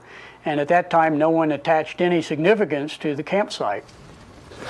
But there was evidently something in the back of my mind that just said, told me not to eliminate the tool. Warniment decided to take a closer look at the screwdriver. I placed the tests on from the screwdriver from the campsite on the microscope, and also my silicone casts of the marks from the door from the third crime scene. And within about 5 or 10 minutes, I all of a sudden saw a tremendous correspondence of individual characteristics, and thought to myself, I've just identified this screwdriver as making the damage on the door from the third crime scene.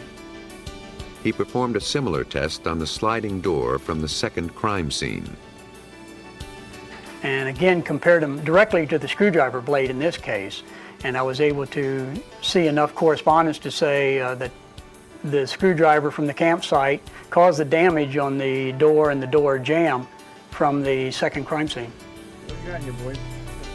The tool marks proved that the screwdriver found at Danny Rolling's campsite was the same tool used to break into the victim's apartments. Faced with the mounting evidence against him, Rolling decided to reveal the criminal life he'd led.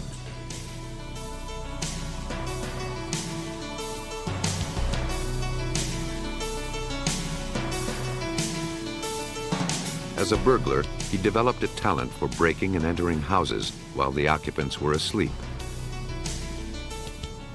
His whole life, I suppose since he was a teenager, he had spent as a peeping Tom, and then as a burglar, then as a rapist, and he was an extremely good burglar.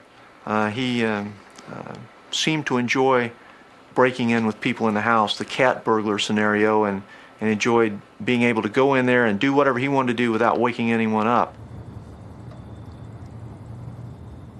Like so many other serial killers, Rollings had begun as a peeping Tom, peering in women's windows in the dark. Then he became a cat burglar and progressed to murder. His break-in tool of choice was a screwdriver with a serrated blade 5/16 of an inch wide. He was proud of his ability to open any door without a sound. From there, it was apparently one short step to rape, then murder, culminating on the night of August 26, 1990. He said as he was peeping in the windows, he saw a girl changing clothes or just come from the shower, which turned out to be Tracy Paulus. And he said when he saw her, he knew that she was the one, his choice for the evening. The knife Rolling used to kill his victims was never recovered. Instead, police had found a much more valuable tool. Rolling had left 27 scratch marks on the doors at the crime scenes. It was more than enough to prove his guilt. It is further ordered and adjudged that the defendant, Danny Harold Rawling, is hereby sentenced to death. The defendant is hereby committed to the Department of Corrections of the state of Florida for execution of this sentence as provided by law. May God have mercy on his soul. Done and ordered this 20th day of April, 1994. Tool mark identification is perhaps the simplest weapon in the Crime Stopper's arsenal. Requiring little more than a visual comparison.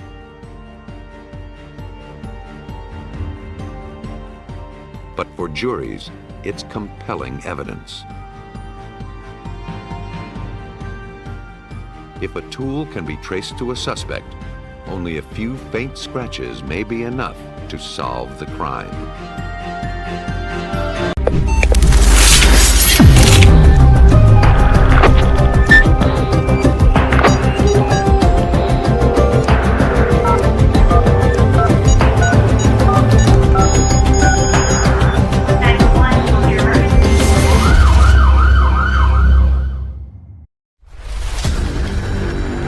Salt Lake City, Utah, November 2010. Earl Black returns to his wife's bookstore on their property to find her brutally murdered. It's hard to imagine for a stranger coming upon such a scene, but imagine if this were your wife, your husband, your loved one, lying on the floor, having been stabbed more than a dozen times.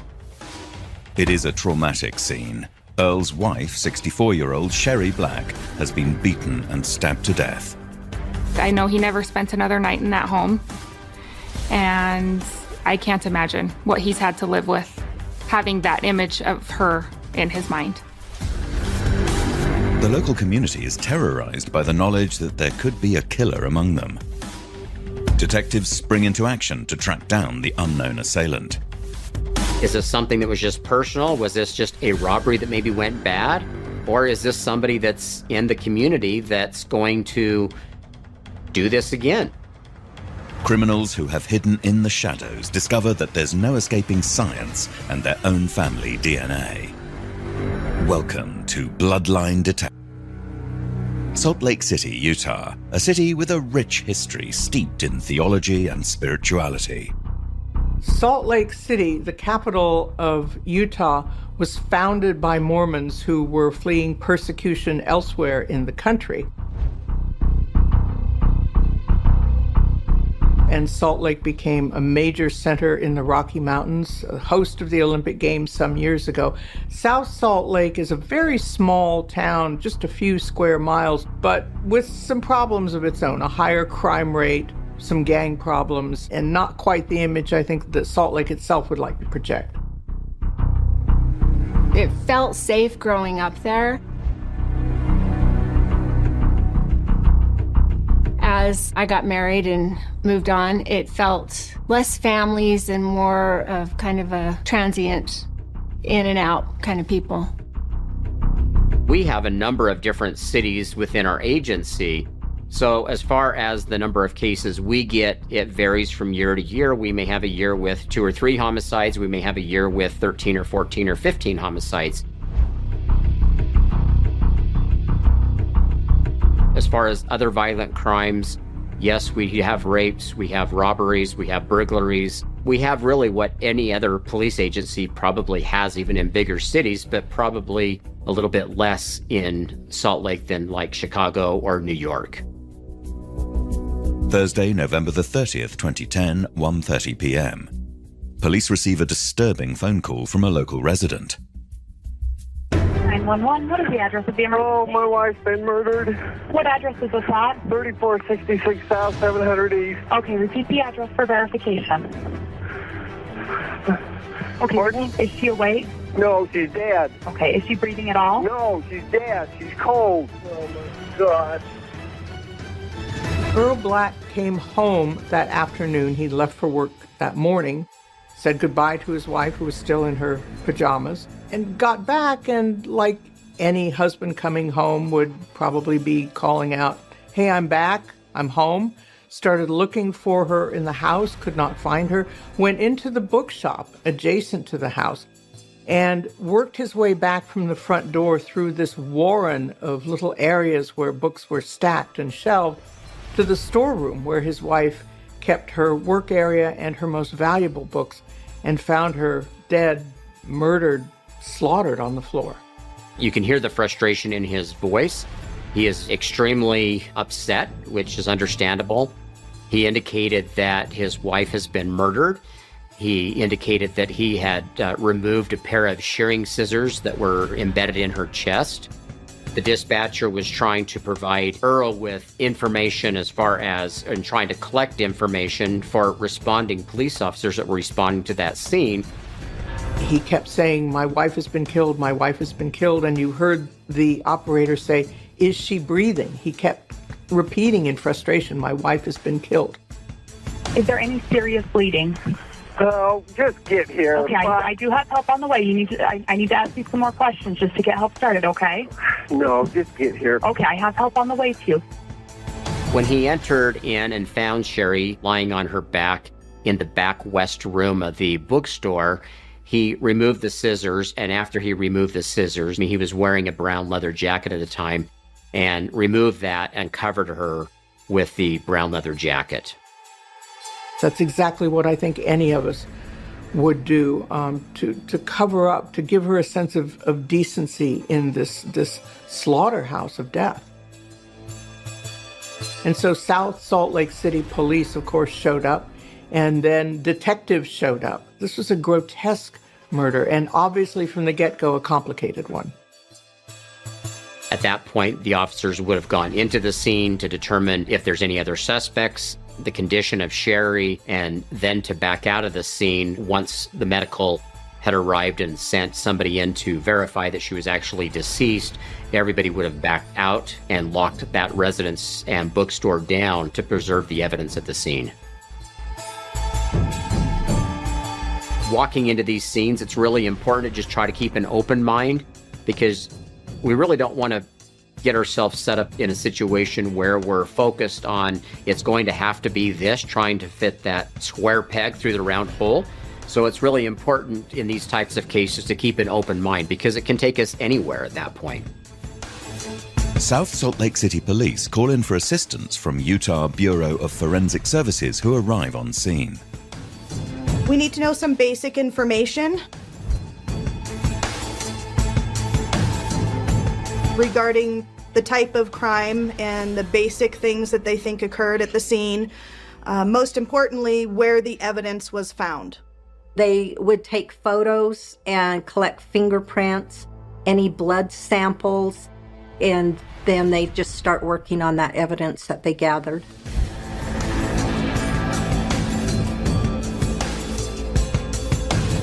The fact that there was so much blood so far spread around the back room of the bookshop and on the way out indicated the frenzy of the attack, the savagery of the attack, and how many times she had been stabbed so brutally in the back of her head by this long pair of shears. They identified some blood on a map, a rolled up map.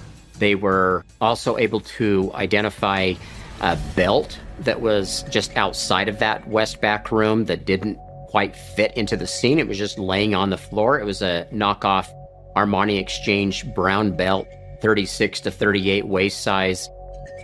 That belt had been one of the topics of evidence on all the news stories. It had been put out there. This belt was left at the scene. And then there was a number of other things, such as books that were collected, blood swabs that were collected, partial fingerprints collected, a palm print that was identified by them and collected. So they did an outstanding job in processing that scene for South Salt Lake.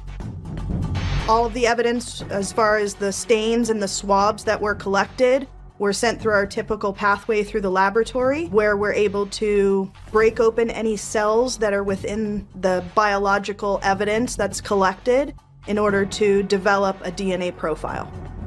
And we did get what we call a single source DNA profile from the perpetrator, meaning a DNA profile just of that individual, with no other individuals in that particular sample. That can kind of make it a little harder to deal with. The sea of blood must have been appalling, but it did provide for the investigators not only a lot of blood evidence, but evidence of the nature of the crime, the nature of the killer. It may possibly be a robbery gone bad. It may have been somebody maybe that Sherry knew or had interacted with at some point that was upset with her about something. Detectives set out to uncover who brutally murdered Sherry Black, a great-grandmother and beloved member of the local community. Can forensic science unlock the answers and reveal a savage killer?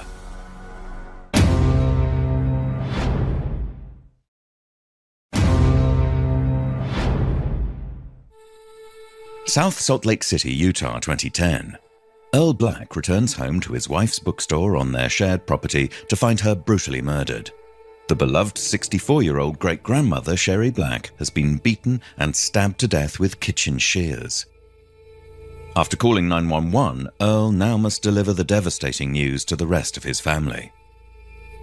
Heidi had already been concerned because she had tried to call her mother that day. She called her at home, no answer. She called her at the bookshop, no answer.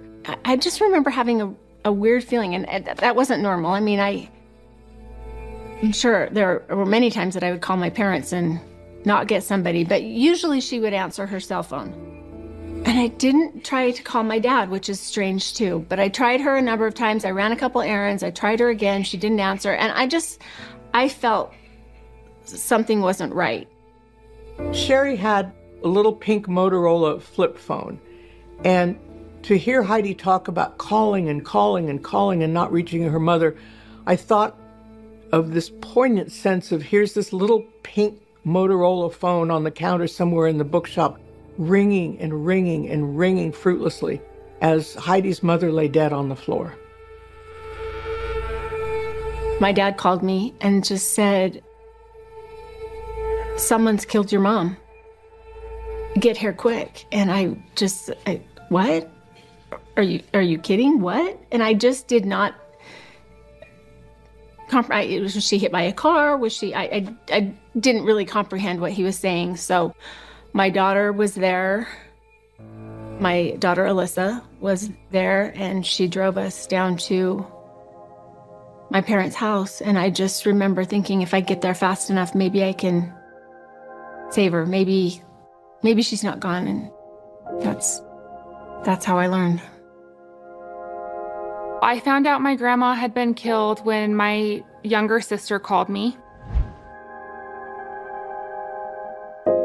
She was hysterical on the phone and told me grandma had been killed.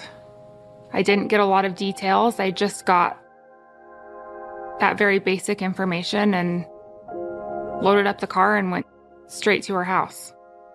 The street was lined with ambulances and cop cars and crime scene tape, and as I rounded the corner onto that busy street, that's when it started to sink in for me that this was the gravity of the situation.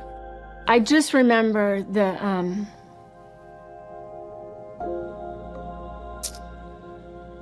looks on the officers' faces at the time.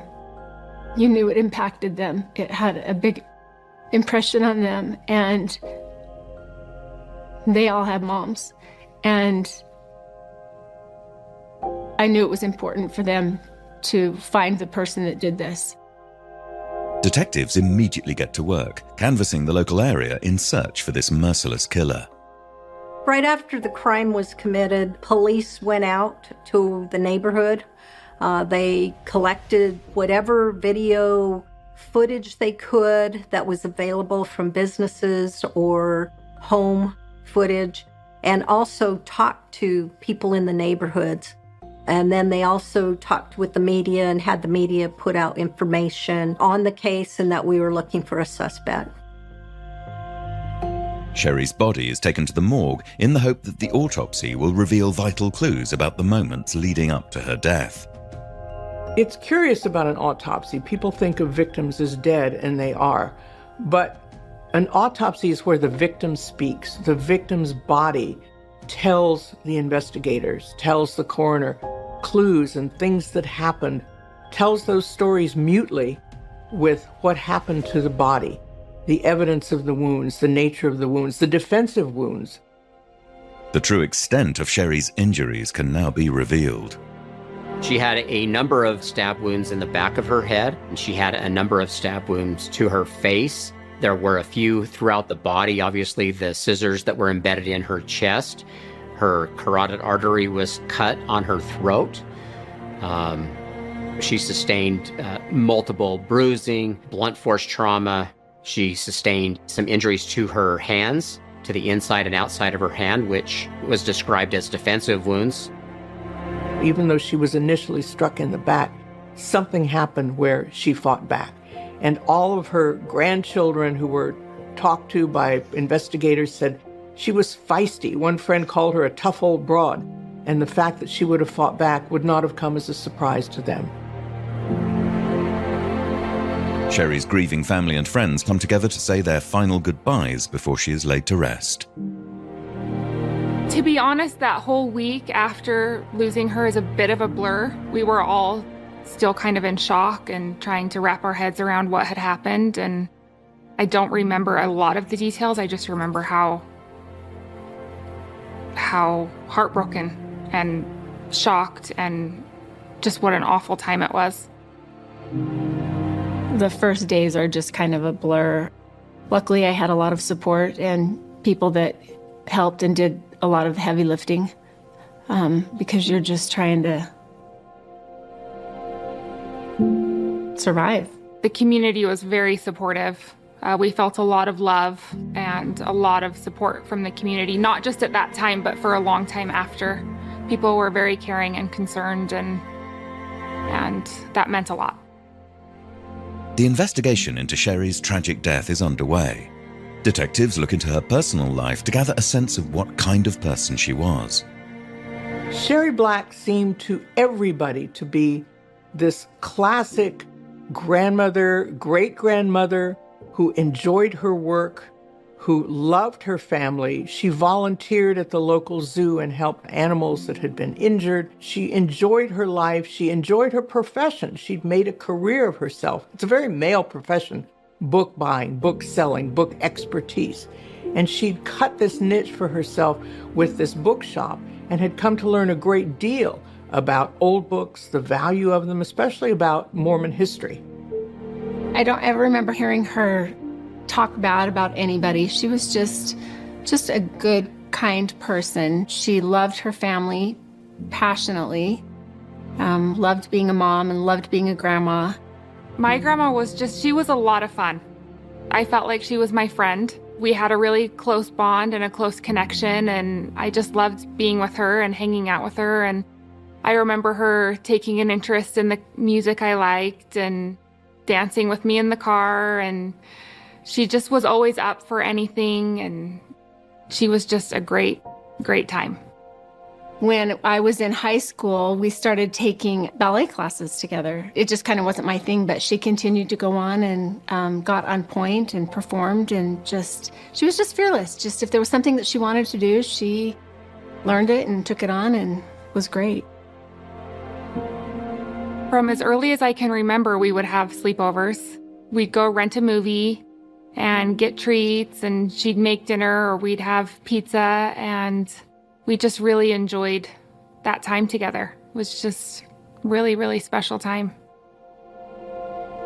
We didn't have a lot of money, but we always had what we needed, and we took fun vacations. We had dirt bikes, and so we had our annual dirt bike trips, and we'd go to the desert, and we went camping a lot. We went on river trips. My parents loved to run rivers. Just a lot of outdoor stuff.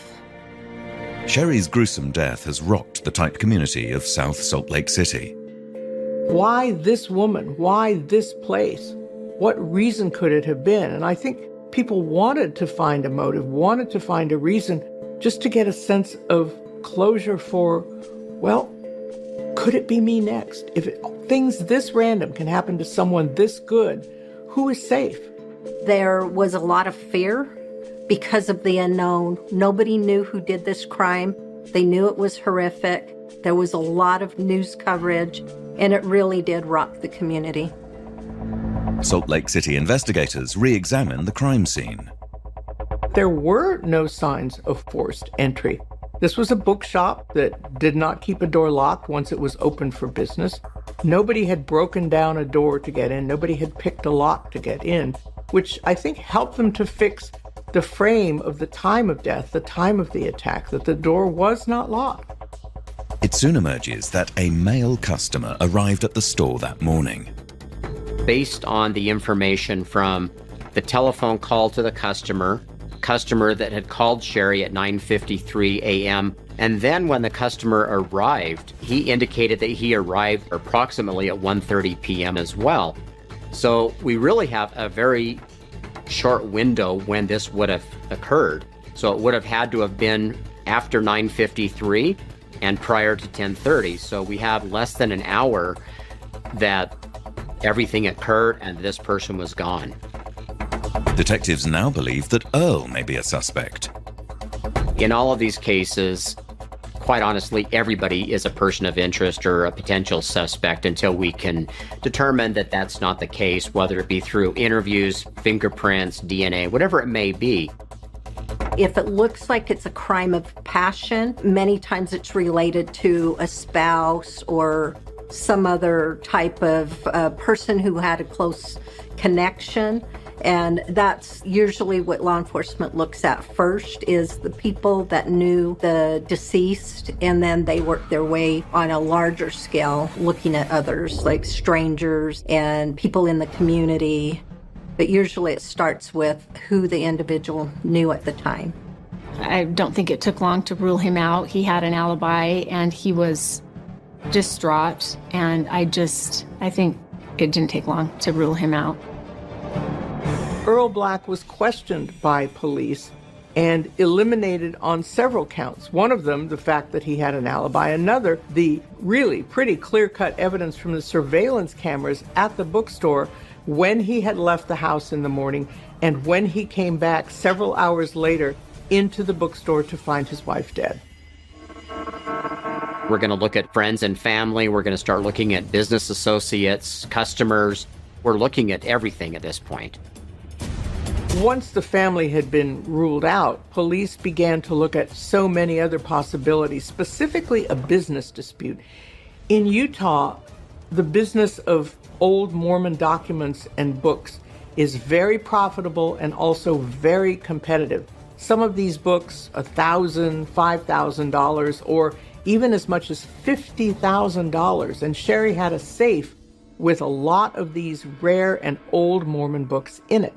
As competitive as this business is, there would be natural reason for police to think that it may have been a competitor or someone who wanted a book and didn't want to pay for it, who had gone into the shop and killed Sherry. But that was a well that also came up dry. They try to figure out what type of individual would commit this crime, to see if there's any individuals that are in the neighborhood or have a likelihood of committing that type of crime. They will look at people who have just been released from prison, and then they continue to do the media stories so the story doesn't get forgotten by the community, because we always know someone in the community most likely heard or saw something. They just can't relate it to the incident.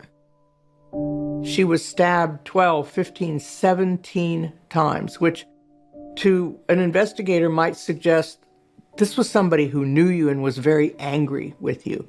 And that's one of the reasons that police also looked at the circle of people she worked with, the booksellers, anybody she may have encountered in her volunteer work, somebody who might have had some reason to dislike her, to distrust her, to be angry with her, and to attack her. There was a couple of other cases that initially thought that there were similarities in other states, but ultimately came back and it was not a match either in those cases. But yeah, I mean, I think you're looking everywhere and anywhere for anything that potentially could help in these types of investigations. And it's just important that you try to cover all your bases in order to get the story and hopefully lead us to the perpetrator.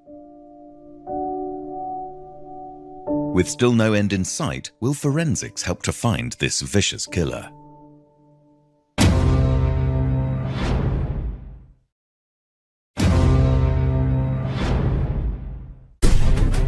South Salt Lake City, Utah, 2010. Earl Black returns home to his wife's bookstore on their shared property to find her brutally murdered.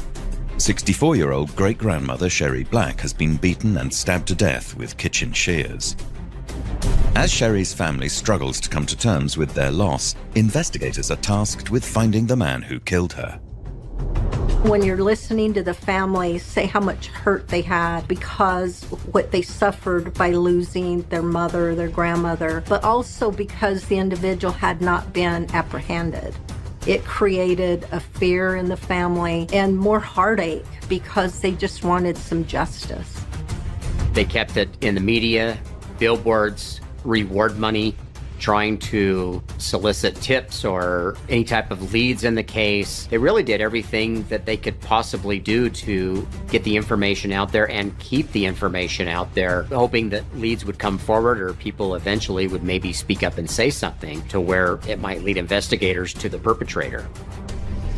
Even though the police were very frustrated, they were aided in keeping the case in front of the public by Sherry's family. They would annually hold vigils on the anniversary to remind people that this was still unsolved. They had that immense reward out there of at least $100,000. They were very much front and center in the public eye for years to make sure that Sherry's killer was found and brought to justice. We had, I think, 86 different individuals or persons of interest DNA samples over the next decade. Investigators decide to input the killer's DNA sample into CODIS. CODIS stands for the Combined DNA Index System, and it is a nationwide database of convicted offenders and arrestee samples. It allows us to enter profiles that are developed off of evidence from putative perpetrators in order to potentially identify the individual. When he was attacking her, he had cut himself, and when he was leaving, he shut the door to the back room where she was and left a partial palm print in his blood on the door. So we had his DNA. And of course, it's a natural that detectives and investigators would turn to this system to put the DNA into it to see what kind of hits, what kind of reaction it would get, and perhaps find the name, the identity of the killer. All of those individuals' DNA profiles were compared back to that unknown male DNA profile on the evidence from the crime scene, and none of them matched. They retrieved DNA. There was some blood on a rolled up map that was leaning against the wall directly next to the doorway leading into the back west room. It was uploaded into CODIS, but unfortunately that did not come back to anybody either. I mean, is it somebody that's young? Could that be the case because they're not in CODIS? Could it be somebody that's never been caught? Is it somebody that has been caught for other crimes but didn't lead up to that? Or is it somebody that has been caught for a violent crime that for whatever reason it was overlooked and their DNA wasn't collected? The years pass by and little progress is made on the case. Still, Detective Pender refuses to give up and remains in close contact with Sherry's family. I think the fact that they knew that Sherry wasn't forgotten, that things were happening on the case, and recognizing that sometimes things do take time. At this time, this case in March of 2018 had been transferred over to the Unified Police Department, and I was assigned this case as the lead investigator. We're a large organization. We have tools that some smaller police departments don't have, and we can dedicate a full-time detective to the case. So I agreed to do that. I had full confidence that our cold case unit could do a lot on the case and most likely solve the case. That's when I feel like it really, I knew he was working on it. We would meet with him every few months, and he would just go through his notebook and just have pages and pages of things that he was looking into. Detective Pender had heard about forensic genetic genealogy and had wondered if that was something that could be pursued in this case, since we still had not identified who the perpetrator was. I told him that we did have very good evidence from the crime scene. There was plenty of DNA left over, and that I thought it was a good idea for him to pursue that testing. In 2015, Detective Pender and his team hear about Parabon Nanolabs, a company specializing in DNA phenotyping, a process where scientists predict physical characteristics of a person by looking at their DNA. They can take DNA from a crime scene and they can actually provide us the finished product is with an image and with percentages of images. And what I mean by the image, it's not a photograph, it would be an image of this is maybe the color of the hair they would have and what the percentage that is likely that they have that color of hair or eye color. Those types of things they were able to kind of predict, but with a percentage of confidence as well. The more details that we can have about a crime, the better. But we don't necessarily need to have that because the DNA is going to tell the story. If we are given the information of where and when that crime occurred, that can really help us narrow down the potential persons of interest. We're looking for someone who has to be a certain age range in order to have been that suspect.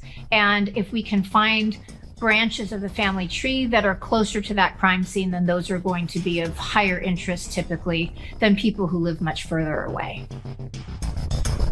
The way Parabon reviewed this case is they would actually give it a numbering system. And what I mean by that is they had a number range from 1 to 5. So 1 would be, we can probably solve this overnight, and 5 would be, it's probably not worth you even spending any money on this case because there's no chance we're going to be able to solve this case. So as they reviewed Sherry's case, they came back to me before we decided to go this route. They came back to me and said, we have given this case a 4-. So it definitely caused a little pause, but we have to do whatever we can in any of these types of cases and think outside the box. It was a 4-, but it wasn't a 5. So that gave me some hope that we might be able to do something with this. So my agency and the sheriff agreed to pay for us to start working on this genetic genealogy with Parabon. We need hundreds of thousands of genetic markers that are called SNPs. So Parabon analyzed that DNA using a more advanced technology than had been used previously.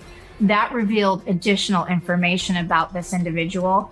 It showed us that he was African American and he had some Puerto Rican ancestry as well. Once the police put together this DNA composite image of the person they were looking for as Sherry's killer, they put it out into the world and they got 60 different leads. 60 people called and said, I think I know who that is. The police did DNA testing on each of those people and each one of them was excluded as the killer. It's a devastating blow to the investigation. Over 60 leads from the snapshot phenotype and not a single DNA hit. Despite the odds stacked against them, the case file does not close. Parabon Nanolabs are utilizing a new technique to solve cold cases, investigative genetic genealogy. Can this tool finally reveal Sherry's killer?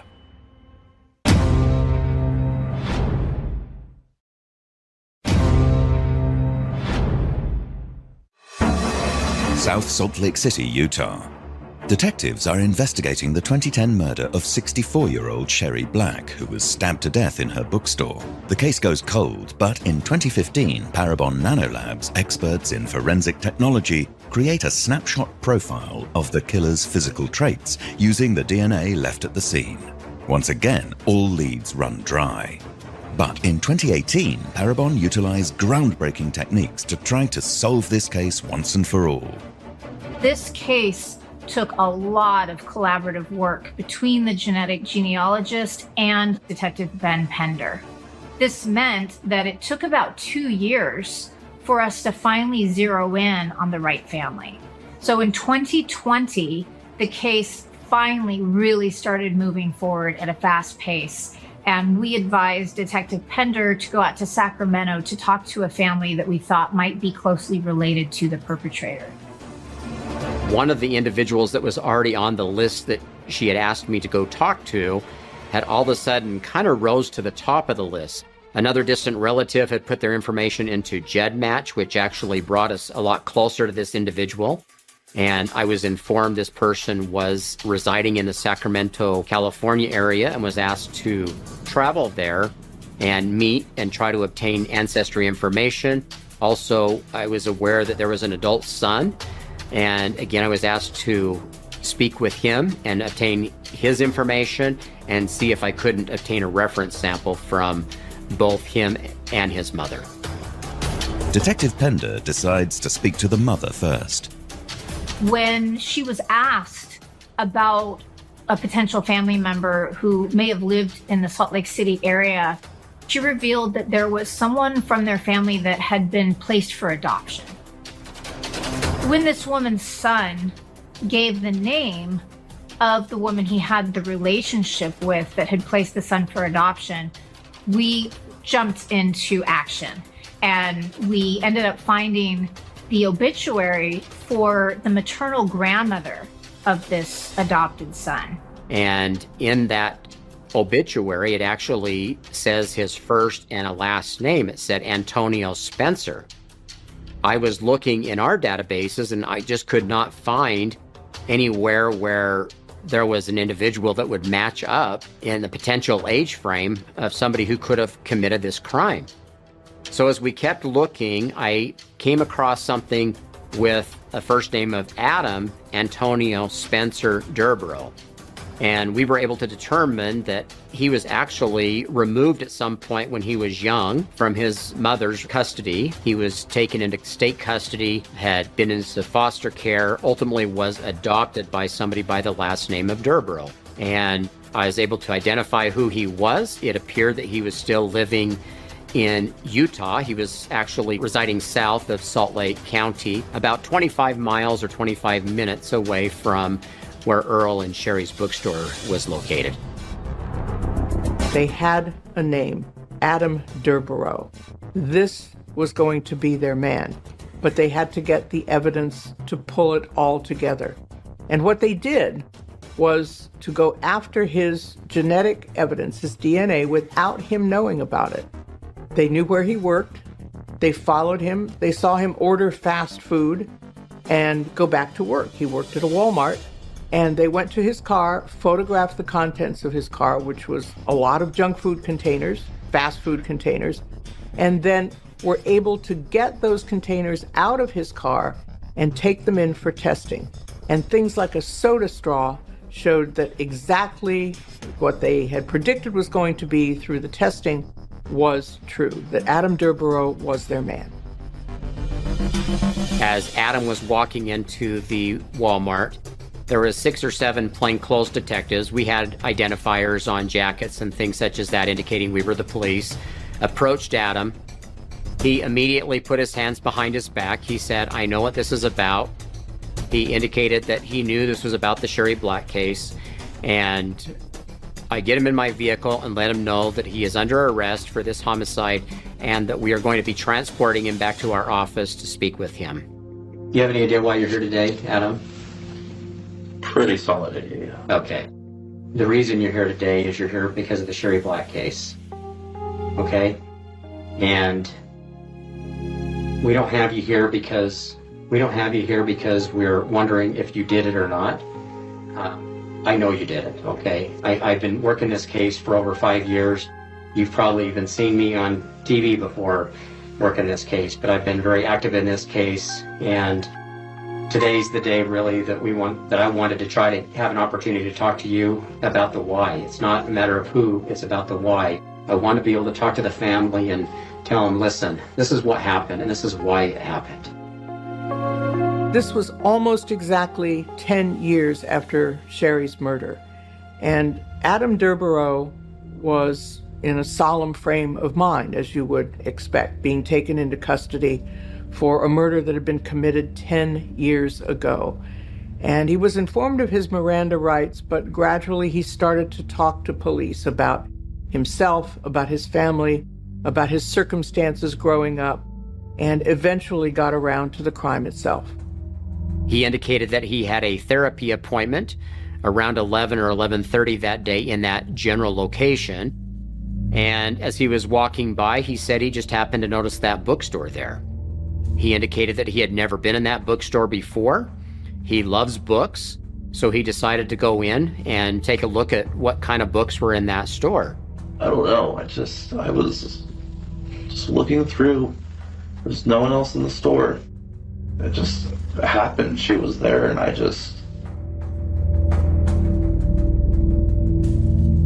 it's a mistake that I wish every day that I had never ever made. When you guys stopped me today, I knew. I mean, I haven't done anything else in my life. But I definitely felt some relief. By his own admission, she was kind to him, and that's what set him off. I also wonder if her spidey senses, her intuition was kind of telling her that something was off, and that provoked him, or I don't know. I don't know. I don't know. On October 10th, 2020, They brought us in and told us that they had arrested a person named Adam Durborough in Utah County, and that he was in custody and that he had confessed on his way there. My sister and I went to the police station, and I remember waiting on the lawn for my parents to finish the meeting. And my parents coming out and saying they got him. They have him. And it was just a huge amount of relief that washed over me, knowing that the person who had done this to her had been caught. It was a great moment. For 10 years, you wonder what it's going to be like and how you'll feel when you get that answer. And you just can't describe it. I don't have the words for it. It was just such a relief. So who exactly is Adam Durborough? Investigators dig into his past to get a better sense of the killer. Adam Durborough had a difficult upbringing. His father had a criminal record and spent time in prison. He himself was adopted and also spent time with foster care families in the care of the state of Utah. He had a fairly extensive juvenile criminal history of some violent crimes and other crimes.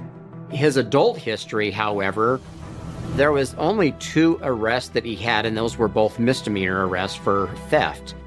So that's all he had as far as his criminal history goes as him being an adult. His attorney said that he would plead guilty if we would take the death penalty off the table.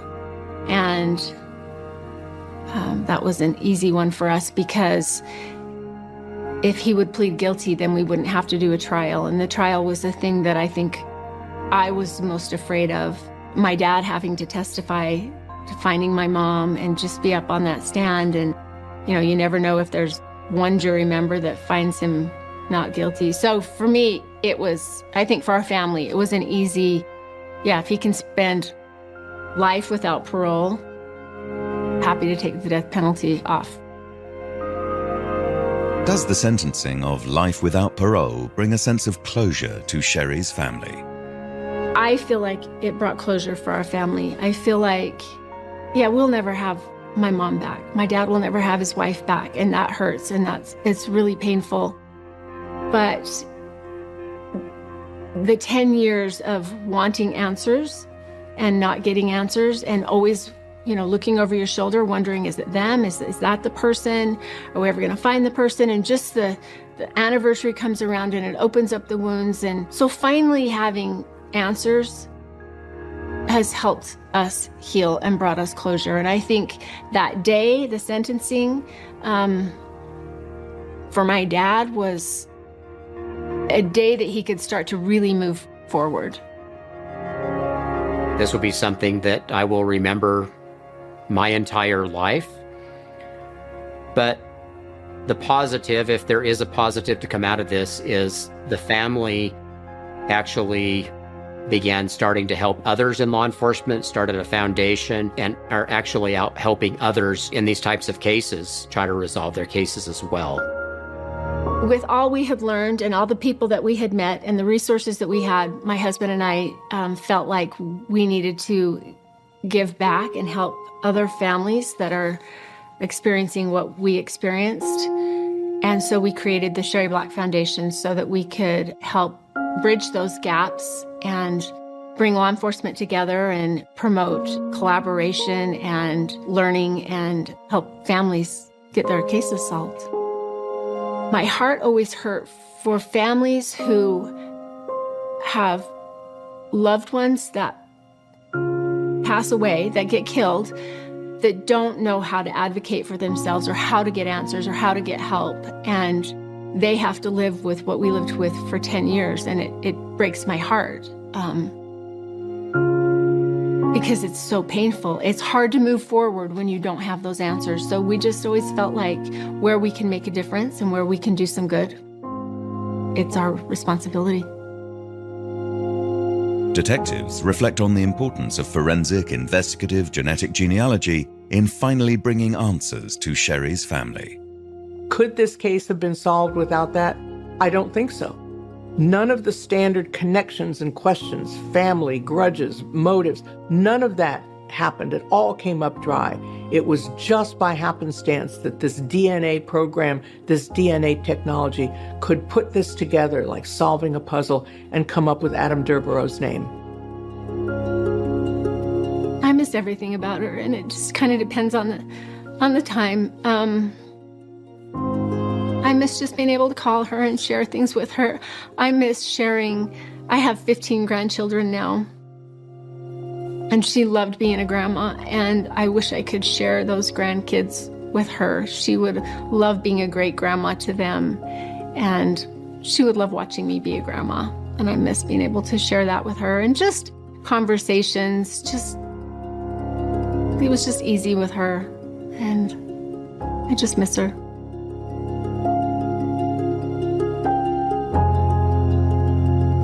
Xin chào tất cả quý vị và các bạn.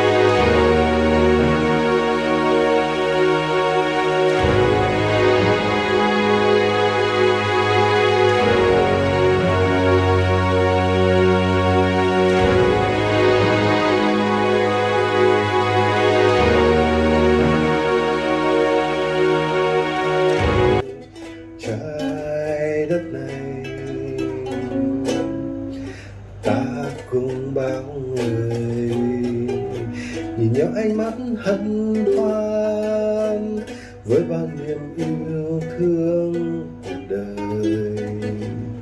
Bên em anh say trong hạnh phúc, đôi môi em anh ngỡ cánh đào. Bên anh em nghe trong lòng hát những giai điệu tình yêu. Ta đi bên nhau đón xuân đang về tới, hôn hoa vào cùng với đất trời. Xin nâng ly lên chúc nhau thêm hạnh phúc, chào mừng một mùa xuân đang tới. Đêm nay ngàn năm sẽ qua, đêm nay ngàn năm mới về. Dù hoa kia có phôi phai, tình còn hoài theo năm tháng. Đêm nay ngàn năm sẽ qua, đêm nay ngàn năm mới về. Dù qua bao tháng năm dài, tình người không phôi phai. Bên em anh xoay trong hạnh phúc, đôi môi em anh ngỡ cánh đào. Bên anh em nghe trong lòng hát những giai điệu tình yêu. Ta đi bên nhau đón xuân đang về tới, hôn hoa vào cùng với đất trời. Xin nâng ly lên chúc nhau thêm hạnh phúc, cuộc đời mãi thắm tươi. Xin nâng ly lên chúc nhau thêm hạnh phúc, cuộc đời mãi thắm tươi.